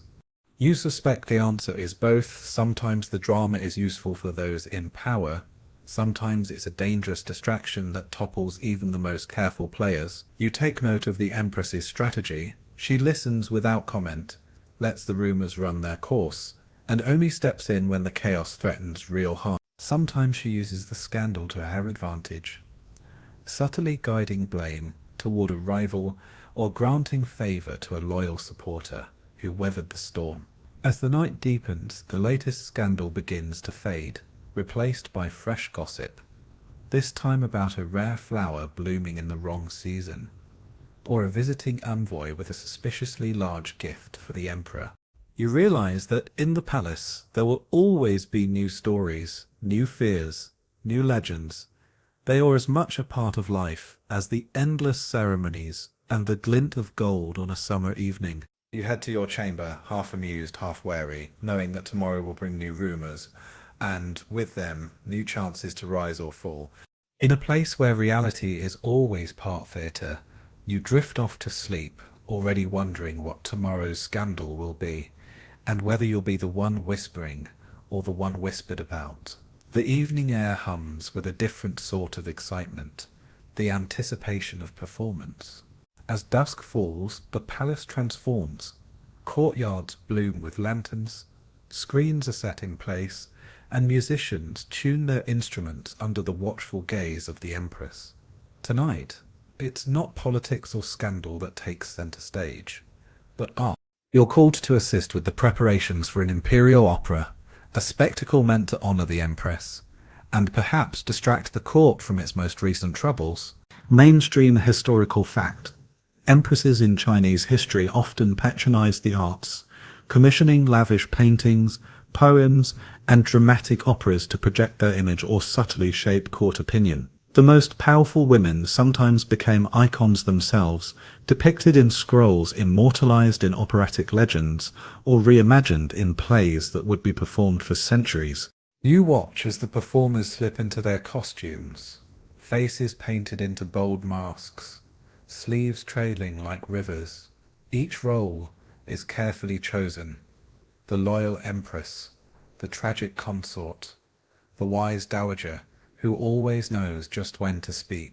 The stories themselves are a blend of myth, history, and pointed allegory, with enough hidden messages to keep even the most cynical officials guessing who's being honoured or mocked on stage. Fringe tidbit, it's whispered that one empress, so delighted by her own portrayal in a famous opera, insisted it be performed every year on her birthday, ensuring her legend outlasted her lifetime. The Empress sits in the place of honour, framed by silks and fans, a subtle smile playing at her lips.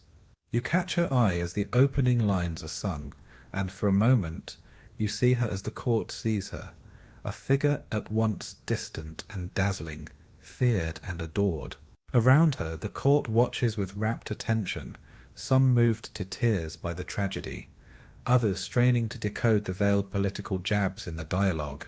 You notice how art blurs the boundaries between reality and legend. The audience gasps as the stage empress faces impossible trials, her wisdom and courage saving the day in ways that perhaps real empresses could only dream of. You see ministers exchanging glances during scenes of rebellion or reconciliation, and hear whispered commentary on which court scandal the story most closely resembles. In quieter corners of the palace, you've seen art used in smaller ways. A painted fan, gifted by a grateful artist, becomes a lucky charm. Poems penned by hand are tucked into sleeves as tokens of affection or apology. Some attendants mimic lines from favourite operas in the garden, their laughter echoing beneath the moonlit plum trees. Historians still argue whether the art served as a true escape for palace women, or simply another way to shape public opinion and maintain power. Did these performances give empresses a rare voice, or did they only reinforce old stereotypes, wrapping ambition in the trappings of legend? After the performance, you help clear the stage, collecting stray ribbons and still warm teacups. The palace is slow to return to its routine, as if everyone wants to linger a little longer in the glow of the story. You overhear a group of junior maids reenacting the climactic scene in the shadows, their voices echoing the strength and wit of the legendary empresses they so admire. Before bed, you slip into the library and run your fingers along a scroll painted centuries ago, the Empress, rendered with a sly smile and a knowing tilt of the head. You imagine her stepping from the silk alive for just a moment in the lamplight, and wonder what she would think of the way her story is told tonight. As sleep comes, you realize that in the palace, art is never just art. It is legacy, weapon, comfort, and mask, all at once, blurring the lines between history, myth, and the everyday lives of women who dared to claim a stage of their own. It is late autumn, and a grey hush settles over the palace. The leaves in the imperial gardens, turn the color of faded silk banners, and the air feels thick with endings. Today you walk more slowly, as if the world itself is waiting for something to change. The word passes quietly from one corridor to the next. The last empress prepares for her final audience. The dynasty is trembling, and you sense history tilting beneath your feet. The palace, always a place of secrets and survival, now feels like a fortress under siege. Even the servants move with a kind of sorrow, as if mourning the end of an era before it truly arrives. You catch glimpses of the last empress, once a figure of effortless authority, now shadowed by worry. Her robes are still beautiful, but you see how her hands tremble as she accepts tribute, how her eyes linger on the faces of loyal attendants, searching for comfort in a sea of uncertainty.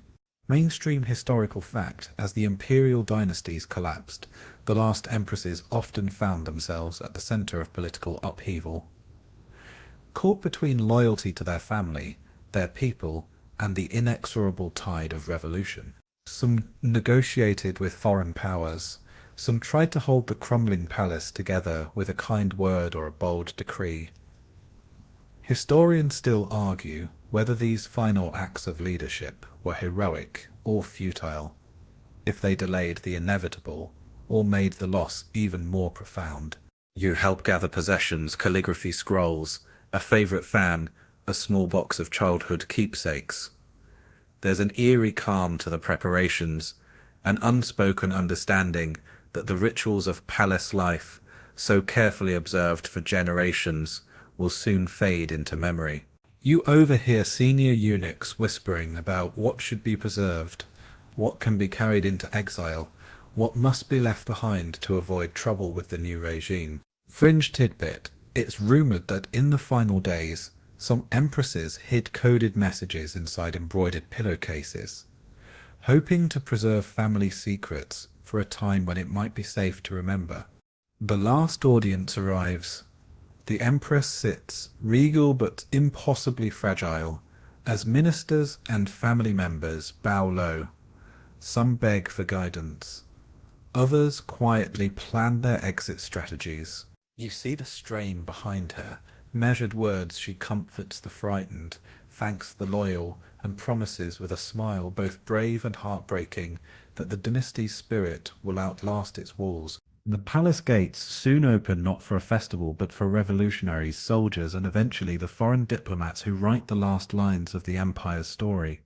You watch as the empress, head held high, walks out of the only home she has ever known.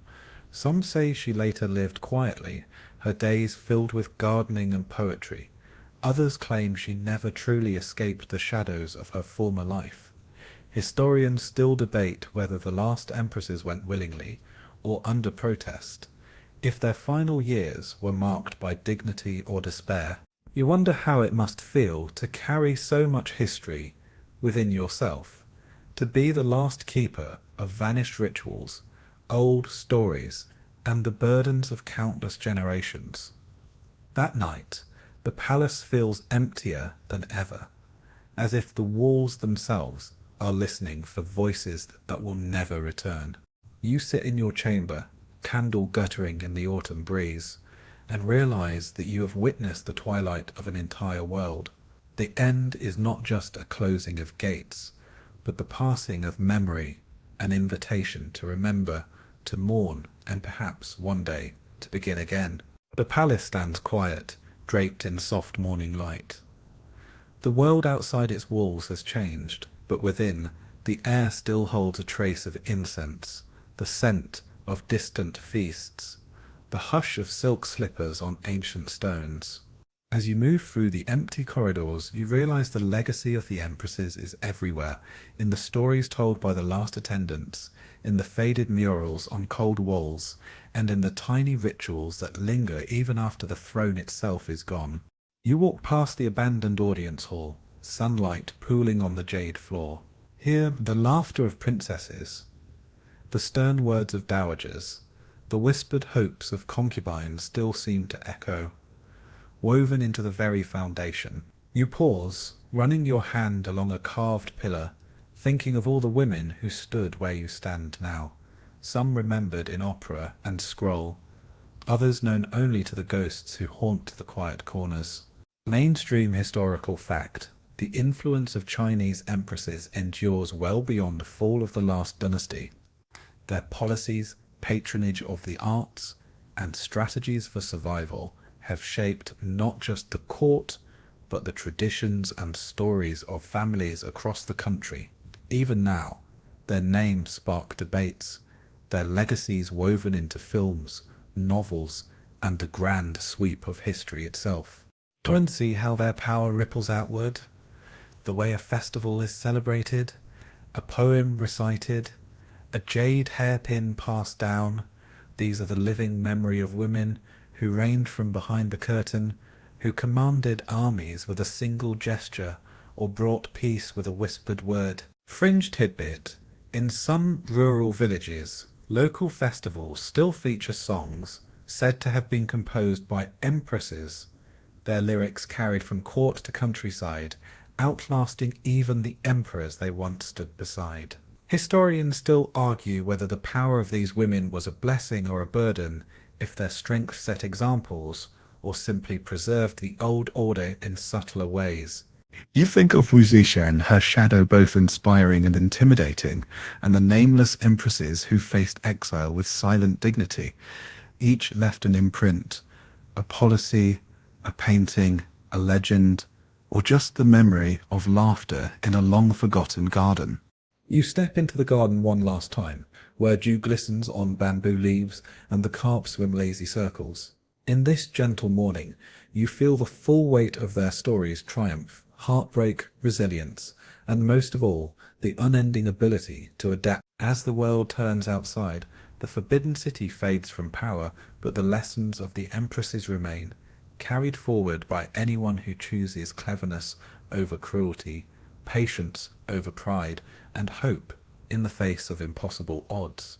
Now, as the palace slips deeper into memory, you slow your steps, letting the hush of early morning ease every breath.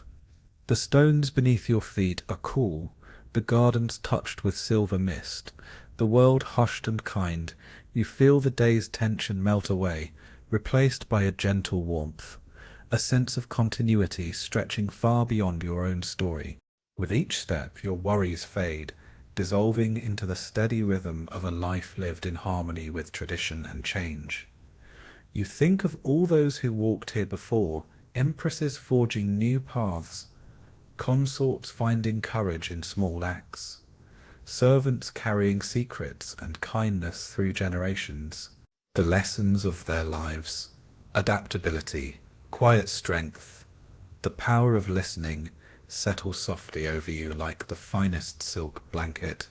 The world beyond the palace gates beckons, wide and unknown, but for now you remain here, savouring the last glimmer of lantern light, the last echo of a whispered poem. You are not alone. The wisdom of countless women, woven through centuries, keeps you company. With every gentle breeze, you hear their stories, a lullaby for restless hearts, a gentle promise that history, for all its turbulence, will hold you safe. You nestle into the softest corner of memory, closing your eyes to the soft hum of distant music, and allow sleep to find you, calm and content. The power and legacy of the empresses cradle you, easing you toward dreams where hope lingers, and history sings in a quiet, reassuring voice. Good night and sweet dreams.